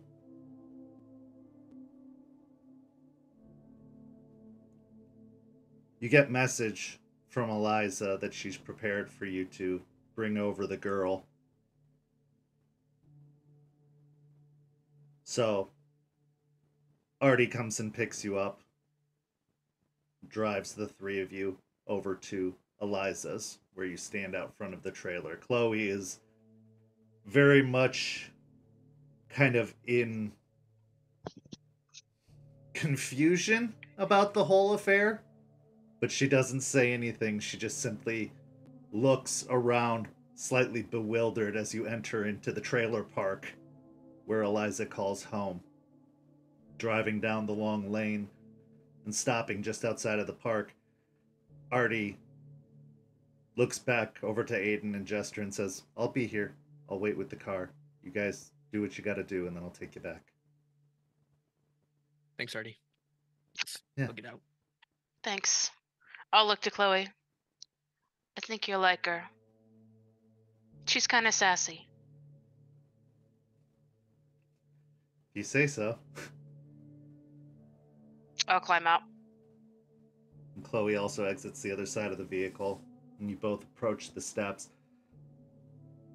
To say that it's been a transformative few weeks for Eliza's home would be an understatement. It is a complete improvement by this point. With Joseph's help, Eliza has kept the lawn maintained. There is no litter on the lawn whatsoever. The windows look clean. The siding looks like it's been power washed down. The stairs up to the porch are fixed. The railing is even painted. the welcome mat, a brilliant array of constellations on the fabric. And as you approach and open the screen door to get to the door itself, you see a sign is now hanging off of the door that says, "Welcome." Giving the door a rap, a few moments later, it opens and you see Eliza standing in the doorway. "Well, what you waiting for? Come inside." Thanks. I like the sign. It was Joseph's idea. That makes sense. You know, A lot more bill collectors and door-to-door salesmen ever since he put it up, though. I just bark at him. Come on in. Make yourselves comfortable. You both step in, Chloe taking up the rear, and as she steps foot in, Eliza looks at her. And then, for what feels like the first time, you see her actually smile. "Come on in, Chloe. I don't bite." Hard. And Chloe kind of chuckles softly but nervously as she steps inside. And Eliza gestures over to the couch, and you can see that it is a new used couch that doesn't stink of cigarettes, doesn't have burn holes all over the fabric. And as you make your way over, Eliza comes out of the kitchen a moment later with a pitcher filled with sweet tea in several glasses, and she sets it down on the coffee table and pours out the glasses, allowing you to help yourselves before sitting in her recliner. The recliner also looks like it's been replaced with another recliner, but again, this one doesn't appear to be as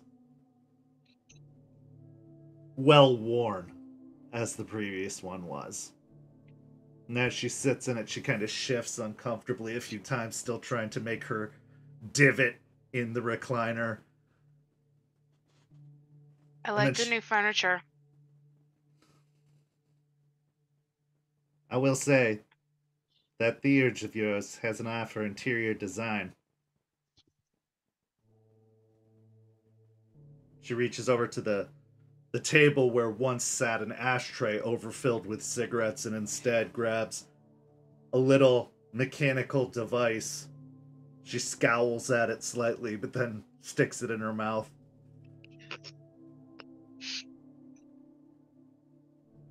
Well, let's get started, shall we? Who wants to tell me exactly what happened? I heard a little bit from Joseph, but I'd hear it straight from you.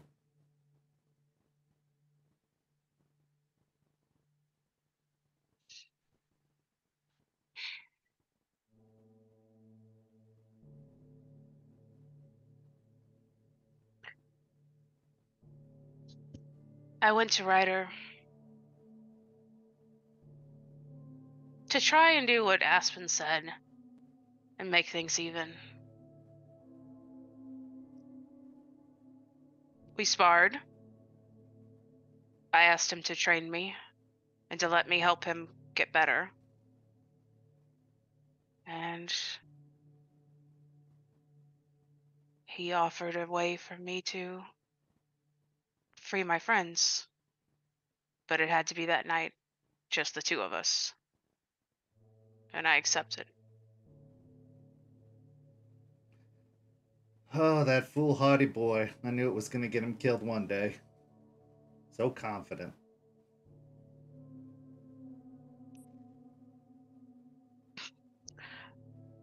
He had a prison bus and 2 uniforms.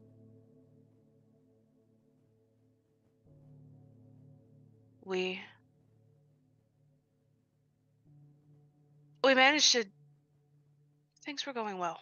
We managed to sneak in, pass security, use the badges, knock out any guards we came across and hide them.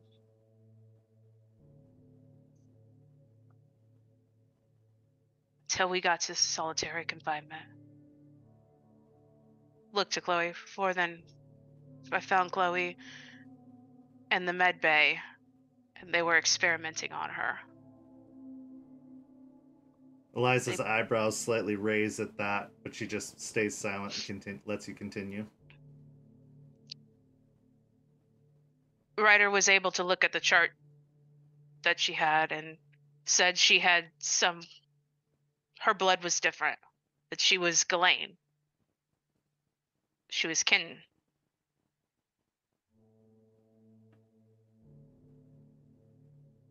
Interesting.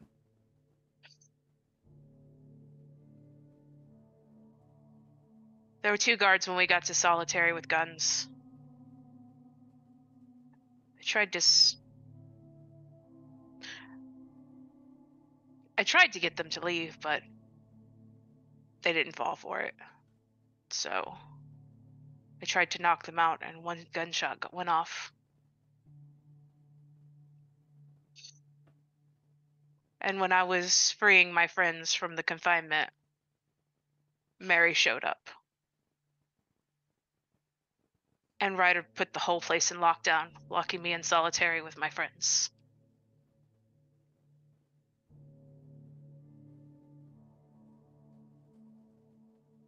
The only way out that I could see was breaking a wall down while she was smashing him into the door.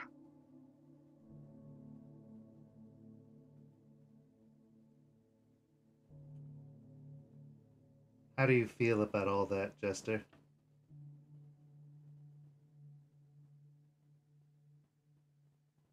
I should have been better.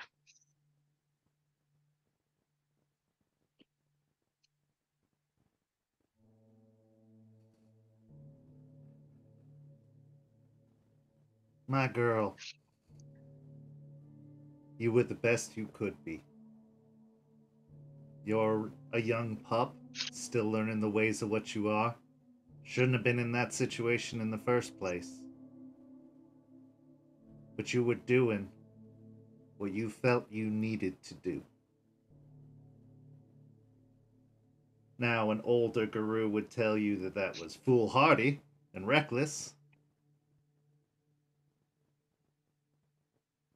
But your tribe would say differently.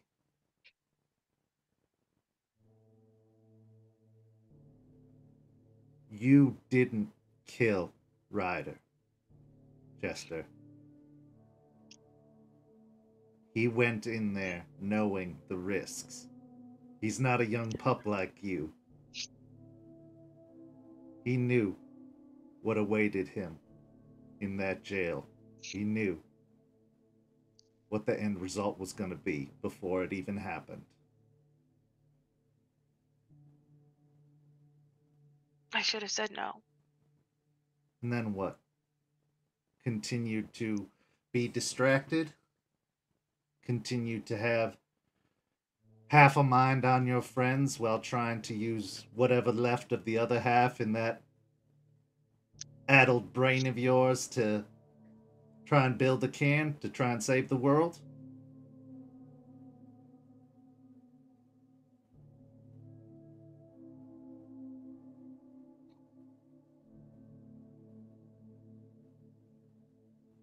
I'm not going to say that you went about it the right way, but it's done now. And you're going to pay your penance. You're going to honor his sacrifice. You're going to learn from this experience, and you're going to make sure it never happens again by being better, by being stronger, and by giving your full self to this. Because now you got nothing holding you back, Jester. Now you can be the guru you are meant to be.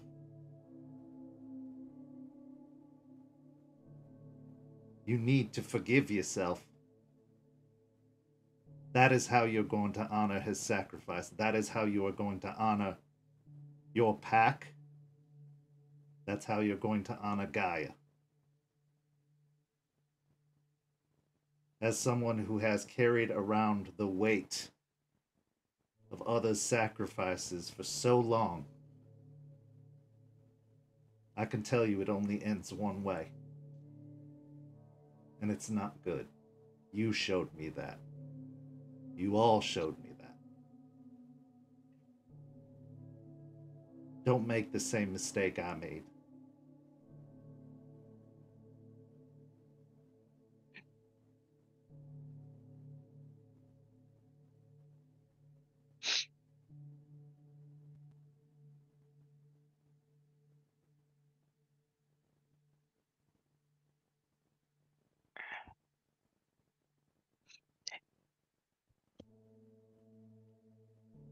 She looks He over told at... me, Oh, go ahead.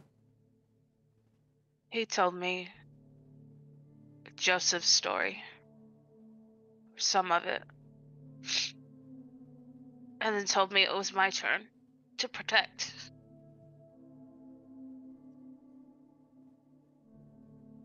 Eliza falls slightly quiet at the mention of Joseph Blackrock. She reaches up and touches the necklace that you'd given her that once contained the Tear of Gaia.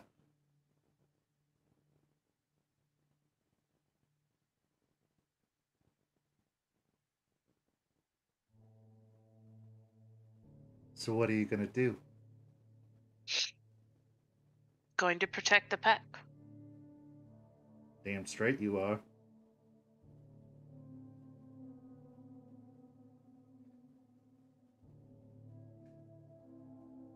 You know I was with Joseph when he made that blade.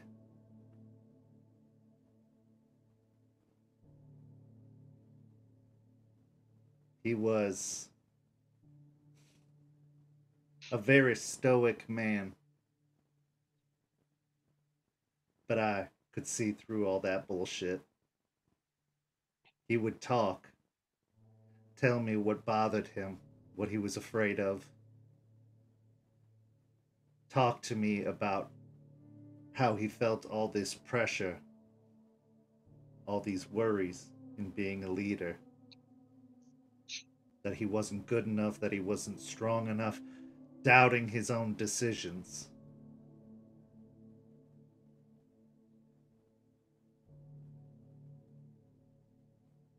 I was happy to be that for him.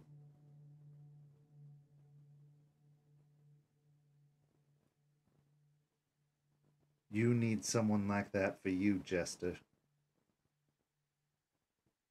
Whether it's your pack, whether it's your friend here, because you are going to do some amazing things. And you're going to have to make some very difficult choices. You're going to have to follow some orders you don't necessarily agree with. But you can't carry all that on yourself. One of the big differences between Ryder and Joseph, Ryder lost everyone that could be that for him. So he carried the burden alone, and it made him angry. So angry.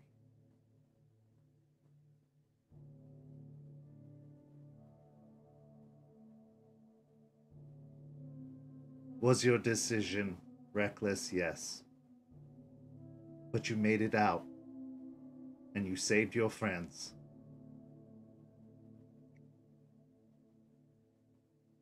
And now, you will follow your alpha. You will learn how to use that little toothpick you carry around.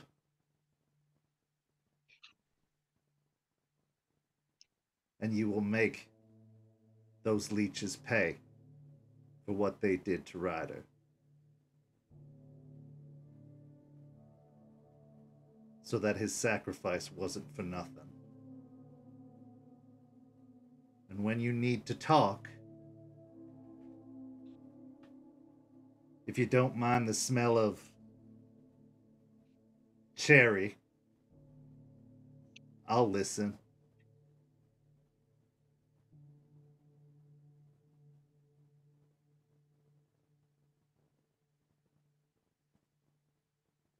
Okay.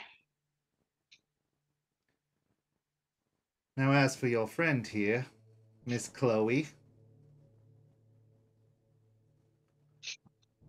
Quite a shock all this is to you, I'm sure.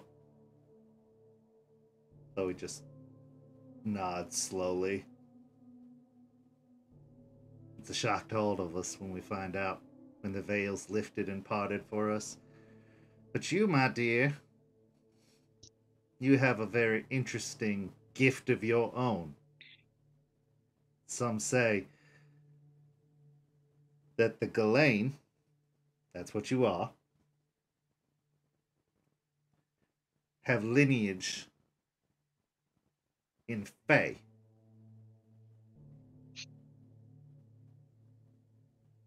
She furrows her brow. You mean like fairies? Eliza just kind of nods her head. That's what some of them say. I don't know if that's necessarily true. You know these stories get passed around enough, they end up nowhere like where they started. But if there is some truth to it, they weren't going to just find it in your blood. They weren't going to find it in some sort of psychological evaluation. It doesn't come across that easily. It's a tricky thing, being a Ghislaine. You really only know when it happens.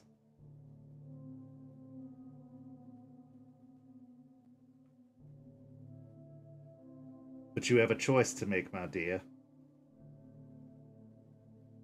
You could walk away from this life, pretend like it never happened, try to go live amongst the normals. Or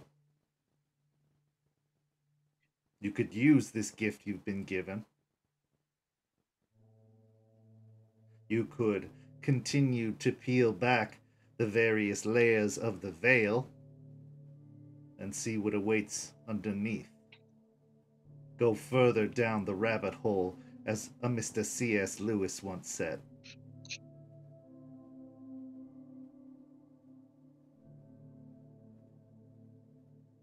Chloe slowly nods, her eyes getting a far-off gaze. I can't go back.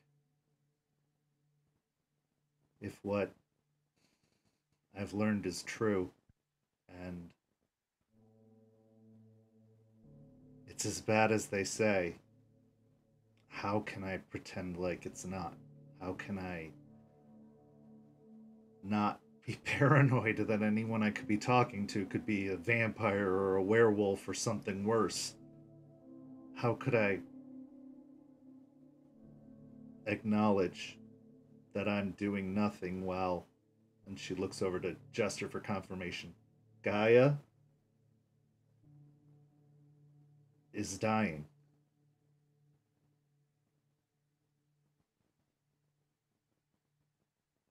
Plus, I just got my best friend back. And I don't want her. I don't want to not know how her story continues.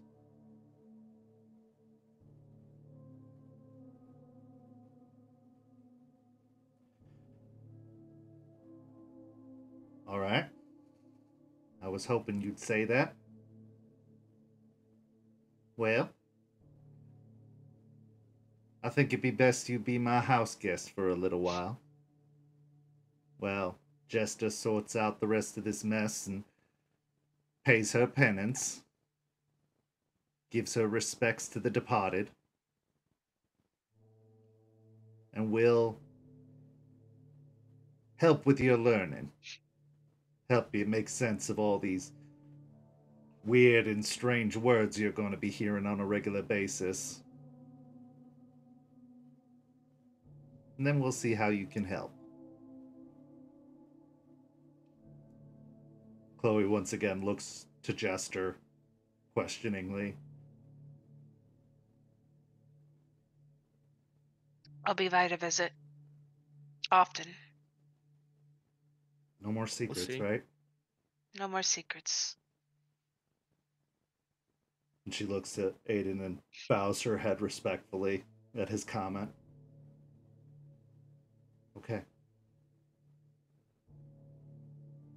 Got nowhere else to go. And I couldn't be half a world away in the middle of God knows where. Whatever you need. Either of you, all of you. I'll do it.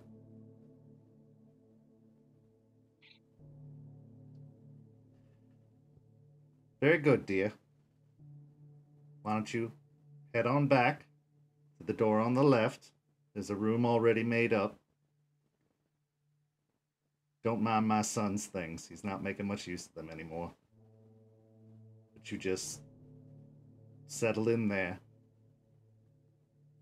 and we'll start your education. Chloe reaches over and grabs Jester's hand and gives it a squeeze, but doesn't linger too long before she nods and stands up and goes to make her way down the hallway. I'll squeeze it back before I let go.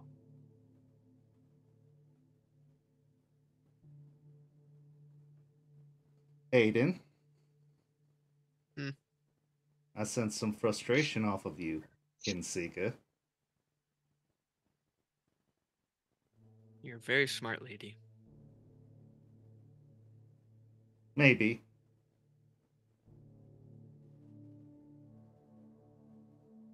I think it's time you talk about it, son.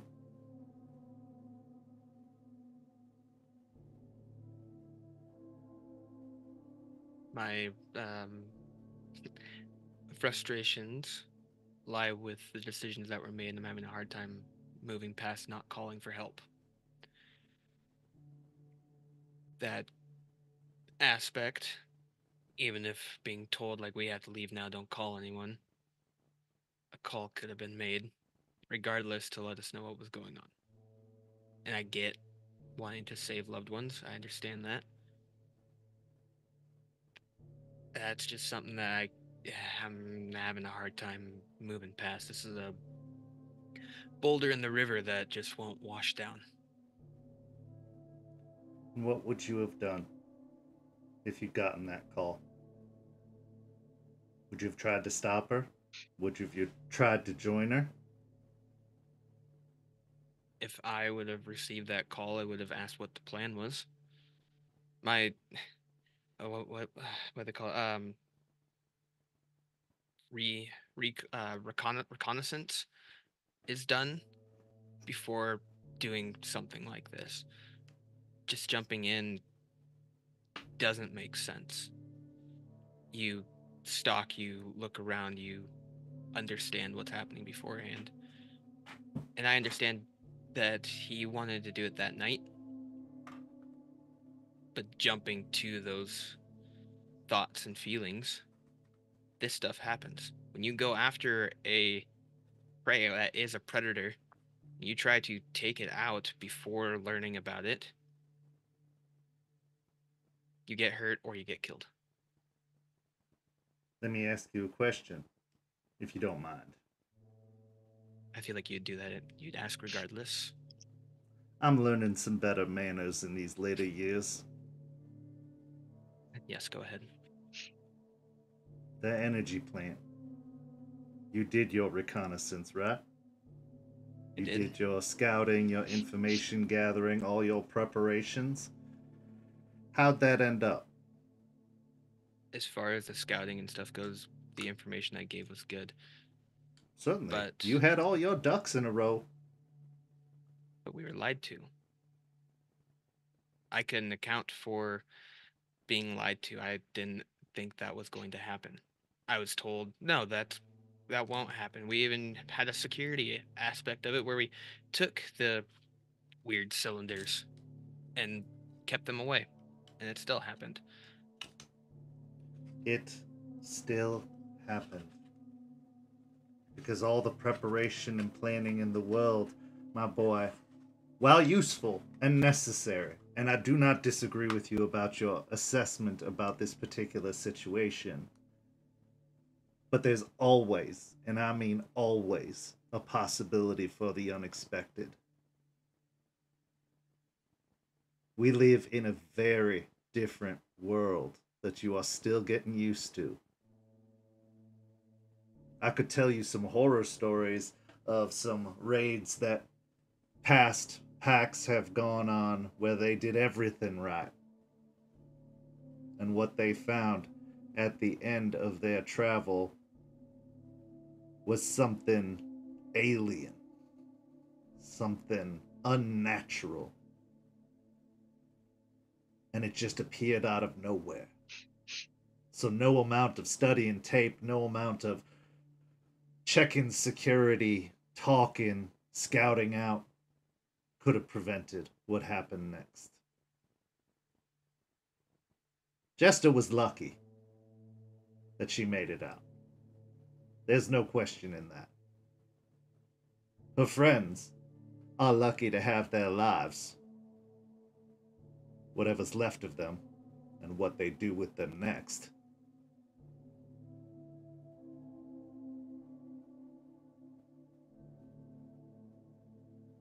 But one thing that you can always count on is that you should expect the unexpected. You can never account for every detail of every operation you go on. And you weren't there. You didn't have a choice. You had no say over this. This anger that you're carrying with you about it, it's rightly earned. But you need to let it go. You need to take on the task of making sure it doesn't happen again. And that Jester feels like she can reach out to you for that. I'm not saying you've done anything to tarnish that and that it was right of her not to, but you're still a young pack, still learning to trust and rely on one another. You've been together, what, 5 months? Maybe? It takes years for a pack to find that kind of synergy. You're just getting started. And emotions are one of the most unexpected things that can happen to any given mission. You could have shown up, you could have tried to help, and you could have ended up a corpse right next to Ryder. Then what help would you be?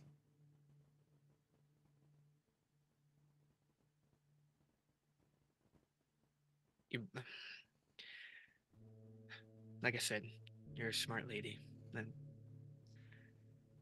And it's alright that you're angry. I'm sorry, Aiden. I know it doesn't probably count for anything, but I am sorry.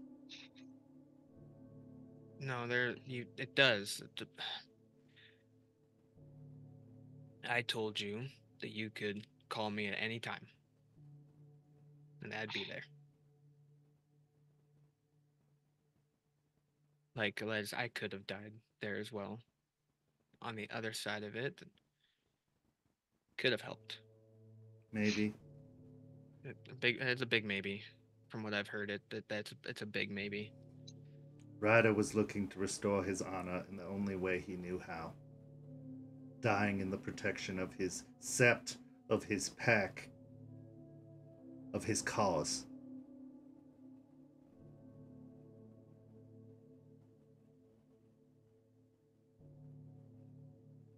And I hope that he did. And I hope that wherever he is now in the Umbra, he is healed.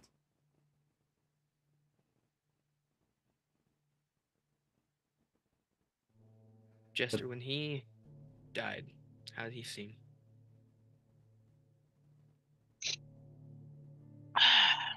Happy.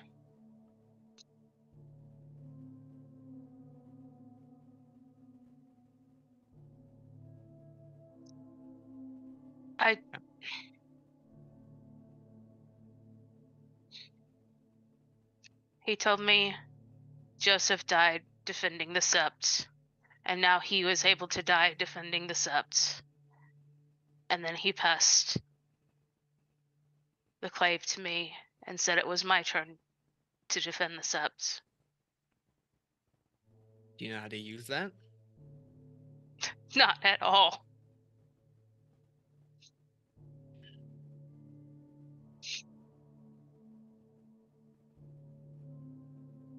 Like you said, work through it, the anger.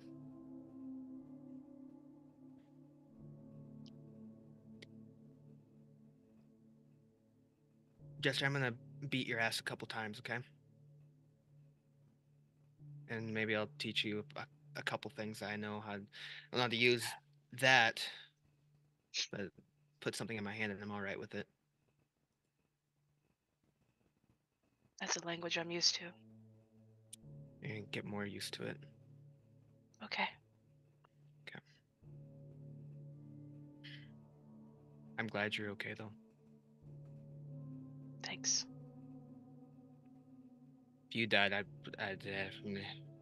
no, I'm not even gonna go there. Nope. He kind of relaxes a little bit.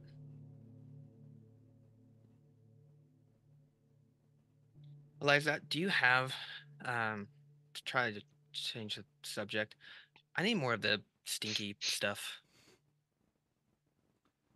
Yes, Joseph told me about your little kin-seeking ritual. That's one way to Yeah. go about it, but I can supply you with what you need. Thank you. In return, do you want me to, my next kill, I can bring you something. Aiden, you have repaid me moreover than anything I could ever do for you. You gave me my wolf back, so I am in your debt. And anything you ever need, as long as I have air in these old bones, it's yours. Thank you. And I hope to make the Sep proud with what we find and what we're able to do here. I know you will. Use this anger, whatever's left of it, as motivation, as fuel for the fire inside you. Don't use it as inspiration. Okay. I'll try. Now, if you don't mind, I'm going to have a brief chat with our dear Jester here in private for a moment, and then I'll send you both on your way. Yeah, I'll step outside. After Aiden leaves, Eliza pushes herself up from the recliner and makes her way over to the couch next to you and sits down.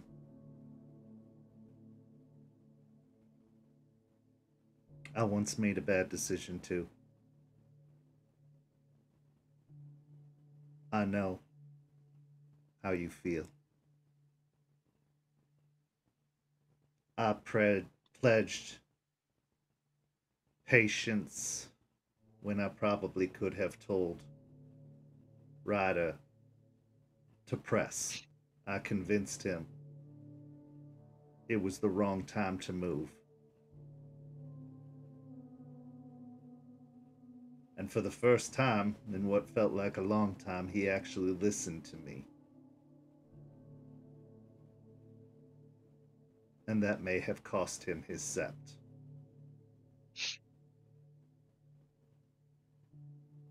I understand your burden.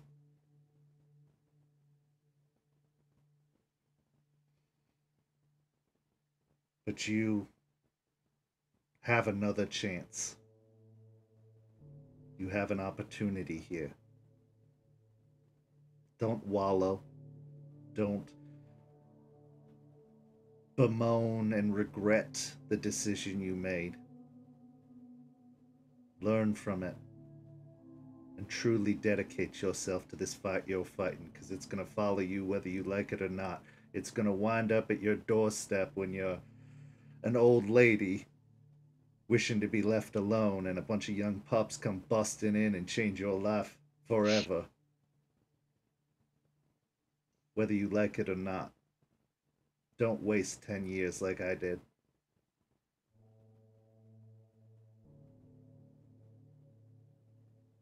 I am so fucking selfish.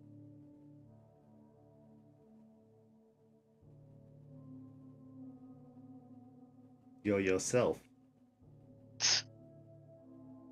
You're always going to be partially selfish. You're trying to save a world you live on. Isn't that inherently selfish? Yeah. You gotta have a little bit of selfishness to have self-preservation, my dear. And you need to stay in this fight for a good long time.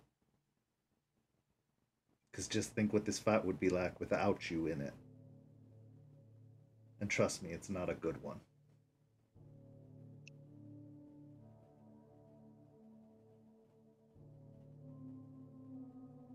So wipe your tears and cry a few more if you need to. But you pick up that clave. You honor the memories of Ryder and Joseph Blackrock. And you fight. And you serve. And you follow. And one day it'll be your song that some young upstart galliard's going to sing. And learn the story of the ones who carried it. So that you can avoid making the mistakes they made. But you can be just as glorious as they were. Will you tell me about them sometime? Of course. I'll lay my head on her shoulder. She'll hesitantly at first, as if it's an unpracticed motion, reach up and then just start patting your head, but then eventually relax more until she's actually stroking your hair. Also, get a haircut. You look ridiculous. Also, Probably it's kind of recognizable. I should probably dye it too. A new look for a fresh start. Yeah.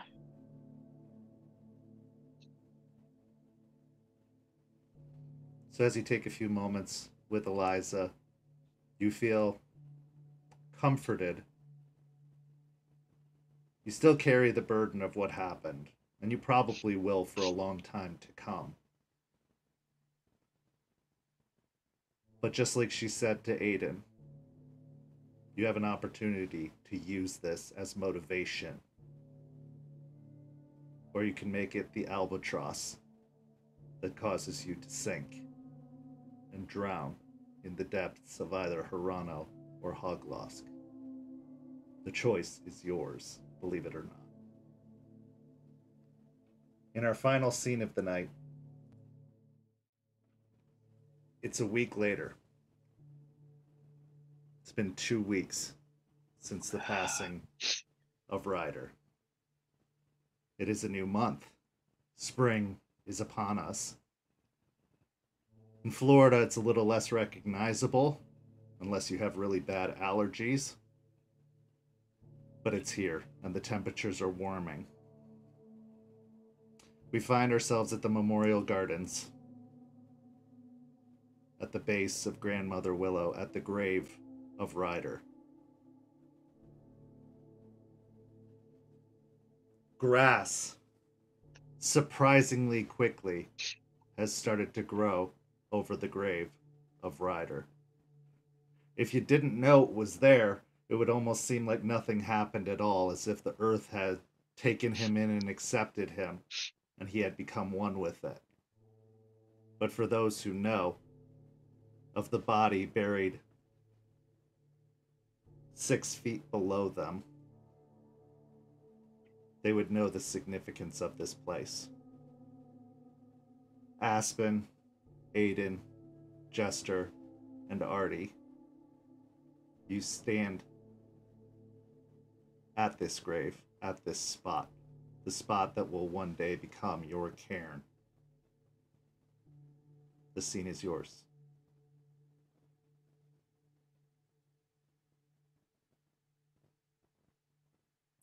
Aspen will kind of stare off into the the space where the grave is.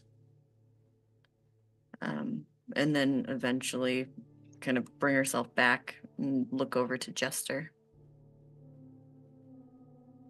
Are you ready? What do I need to do?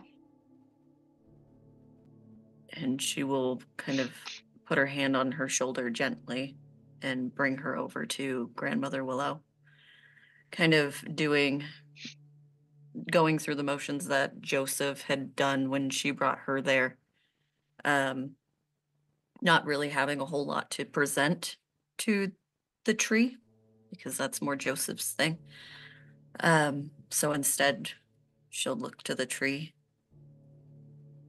Grandmother Willow, Jester would like to pay penance for what happened in the incident that led to Ryder's death.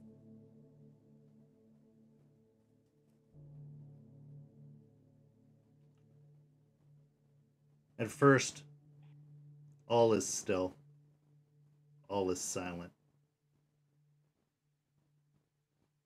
Even the air, while it's been breezy lately and a few storms have rolled through from time to time, seems to be extremely still.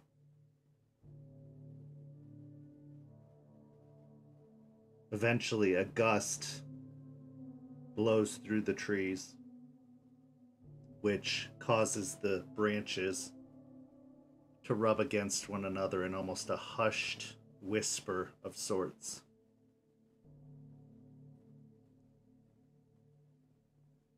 At this point, the ground that is Ryder's grave begins to sprout. It seems like a weed at first that grows from the ground, but it grows at such a rate that it can't be anything natural. Nothing grows this quickly. But on the stalk of the weed that emerges from the ground, a leaf buds and blooms.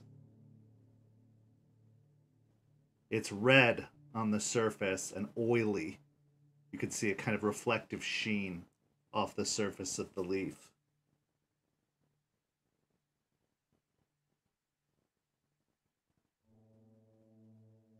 Aspen will look to Jester. It's your... You need to eat it.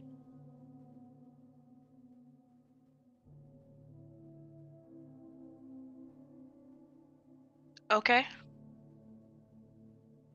I will walk over thinking, this wasn't exactly what I thought about as penance, but not really saying anything, and I will pick it. Just the flower or the whole thing? Just the bud. I'll take the bud, and I'll put it in my mouth. As you put it in your mouth, your tongue is almost immediately coated by this waxy, oily substance. As you feel this kind of bitter taste, a bittersweet taste on your tongue, you feel your stomach start to roil ever so slightly. Go ahead and give me a stamina and composure check in an attempt to keep yourself from having a visceral reaction.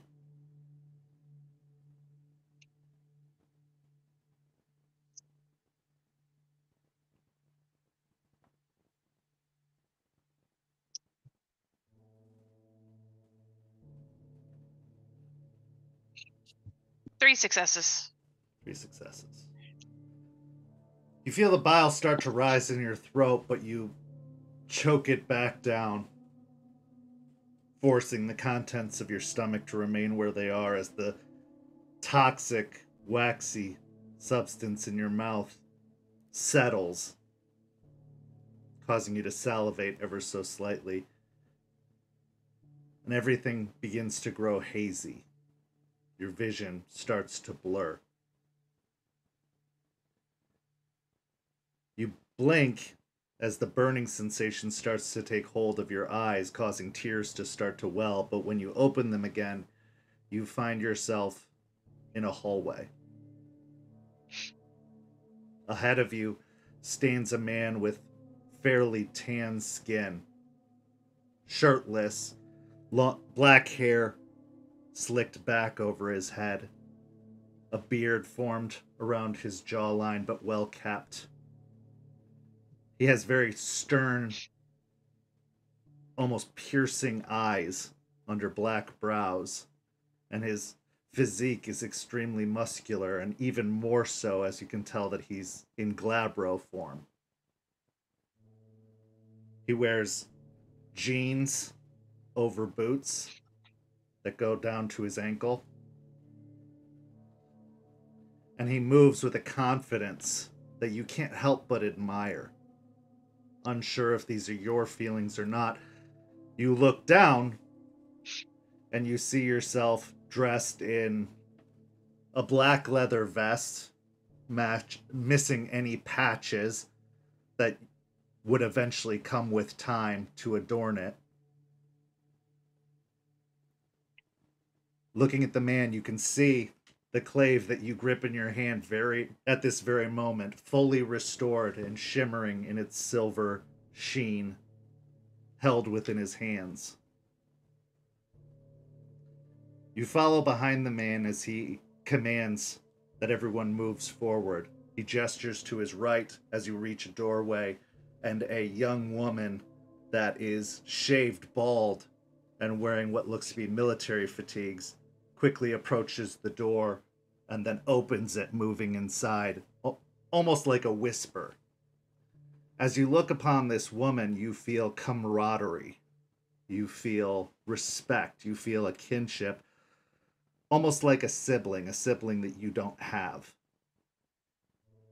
But in the connection to this woman, you can feel this is your sister, someone that you have fought beside many times and would likely die for.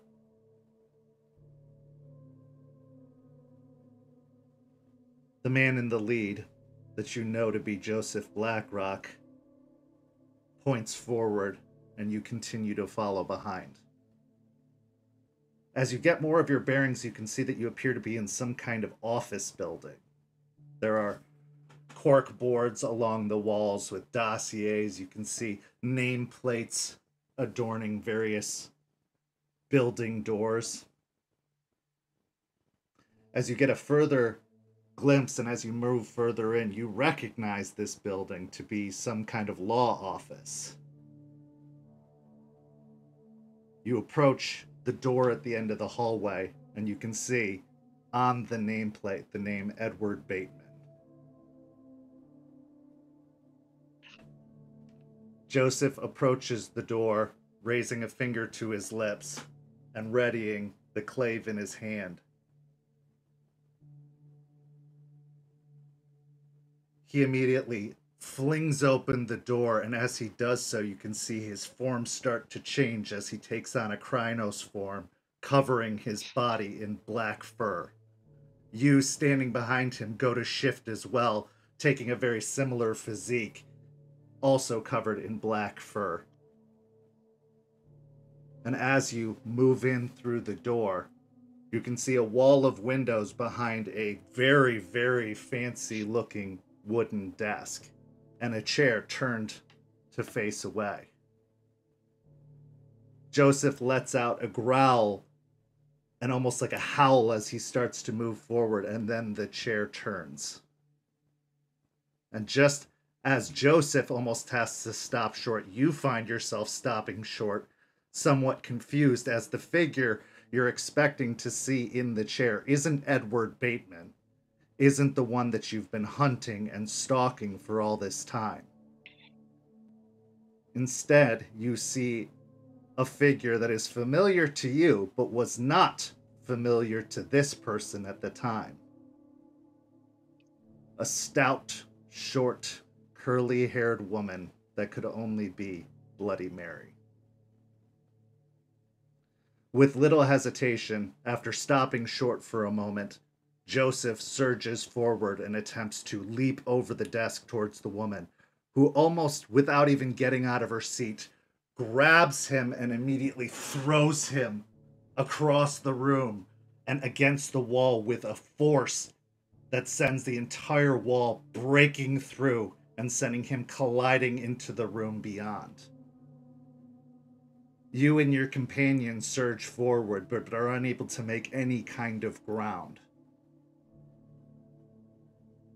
And then, as the battle ensues, it's absolute chaos. But you eventually find yourself on the ground with Bloody Mary's foot upon your throat, pinning you to the ground.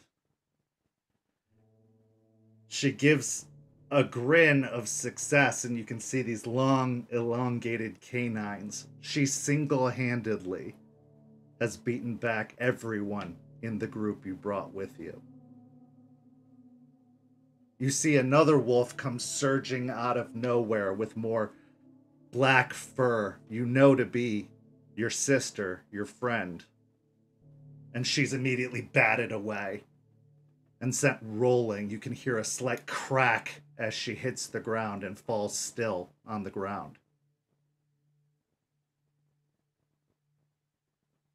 As Mary raises her foot, prepared to bring her big booted heel down on your skull, out of the hole in the wall comes the clave, soaring with supernatural strength as it, like a missile, strikes into Mary, followed by its wielder, Joseph. It's still in his Krynos form, leaping in to attack. As he does, he topples Mary over to the ground, breaking the foothold she has on you, keeping her from striking what would have most certainly been a killing blow. They roll together, fighting, snarling, growling, and he withdraws the clave from her and prepares to strike again, but she immediately grabs his arm with one hand and breaks it, causing the clave to go skittering out of his grasp. You struggle to get back to your feet, but you feel like there is no energy left in your body, and at any moment, you are going to lose all of the power you have in your form. But you can't let this happen. You can't let your alpha, your sept leader, fall like this. So you attempt to use that last bit of energy to surge, but it's just not enough. And you feel the wolf leave you. You watch your claws give way to hands, and you drop to the ground next to the clave at your side. Still kind of in the grasps of Mary, you see Joseph give you a look in his Krynos form, and you can tell that all of the hardness in his eyes has softened. And in a way only the guru understand. He looks to you, knowing that this is his final moments, and begs you to leave and to carry on. Understanding his meaning and never one to disobey an order of the Alpha, you scoop up the clave with one hand. You go to the fallen form of Cricket, your companion, and scoop her up in your other arm, and you start to flee. Leaving the office, you look back over your shoulder at your would-be nemesis and one-day murderer, Bloody Mary, and vow to destroy her as you see her pull back a fist and punch it straight through Joseph's chest, her fist emerging from the other side.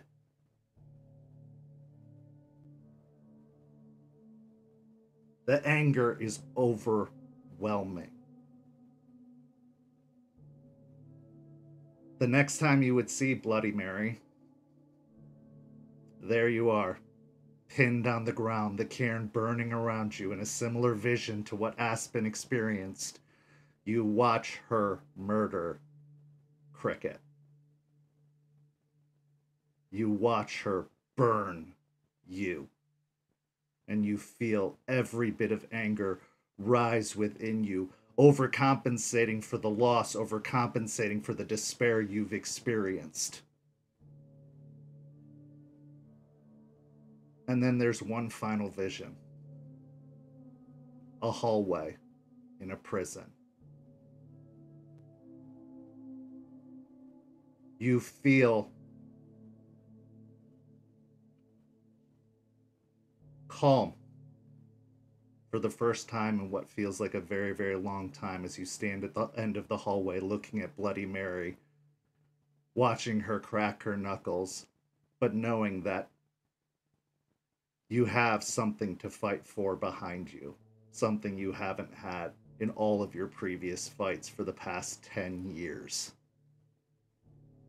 You aren't doing this for you anymore, which is all it's been about for the longest time since the death of Joseph Blackrock. This isn't about you getting your revenge. This is the first time you are selflessly fighting for something else. So as you reach back and hit the emergency button, which causes the entire prison to go into lockdown, you unzip the bag with the clave inside, pulling out the blade, shifting into your form, and you engage. The fight is extremely one-sided. You are doing your best to hold her off, but she is throwing you around like a rag doll, bashing you almost like a battering ram against the heavy steel door that separates you from those that you are trying to protect.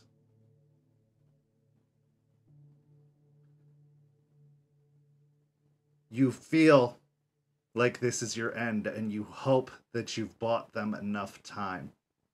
The pain of your removed arm searing and burning away. You feel like you could let go in this moment. And as you close your eyes, that's when you hear them. Blackrock, Cricket, and all the others who have fallen before. Their voices come to you saying, not like this, not just yet. And it gives you a sudden inspiration of rage. Rather than giving up, you are going to fight, even if it kills you. And you turn and you fight. You fight with so much ferocity that it almost seems like you're gonna win, an arm for an arm, as you slice one of Mary's arms from her body using the clave. It's not you that ran away from this fight. It's Mary, who did not expect this kind of response. She retreats, leaving you with the leftover mangled remains of your body. You finish the job of breaking through the steel door into the solitary confinement. You fall out of the hole that must have been created by your companion, and you crawl across the prison yard until you reach the safety of the woods beyond. You stumble out to the street, and there they are, a few steps away from what had confined them. You had succeeded in your mission, but you had gone into this mission knowing it was probably your last. And as your life fades, you willingly submit to a future that is no longer in your control, one that you have no say in. And you pass along your legacy, which unfortunately some of you is going to go with you to your grave, knowing that the future is secure for now, but your part in it is over. And as those last moments fade, as all becomes darkness, you feel the breeze of the cemetery pick up again. You are once again Jester and no longer Ryder, for there is no more Ryder to be. His story is done.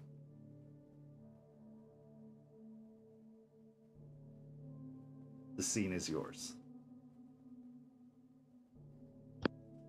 I will fall to my knees and start sobbing on his grave. Aspen will kneel down next to her.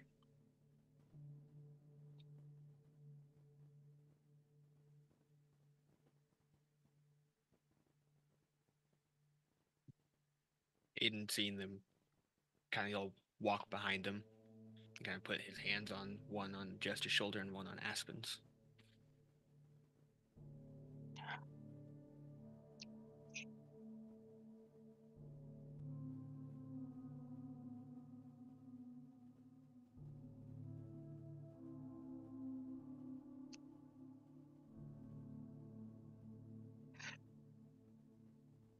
After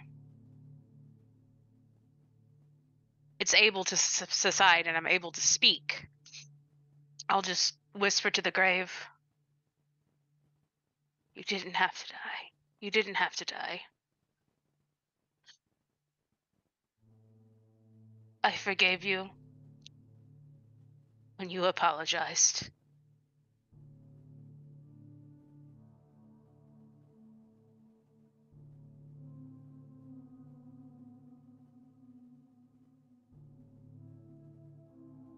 You did it for Oh. us.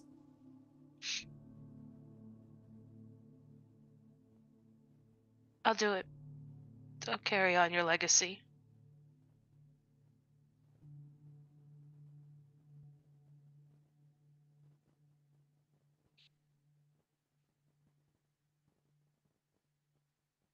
Sit up and look to Aspen.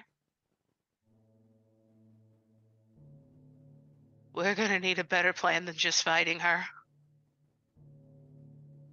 No, I know we do. I'm sorry. I'm sorry too. And she'll hug her.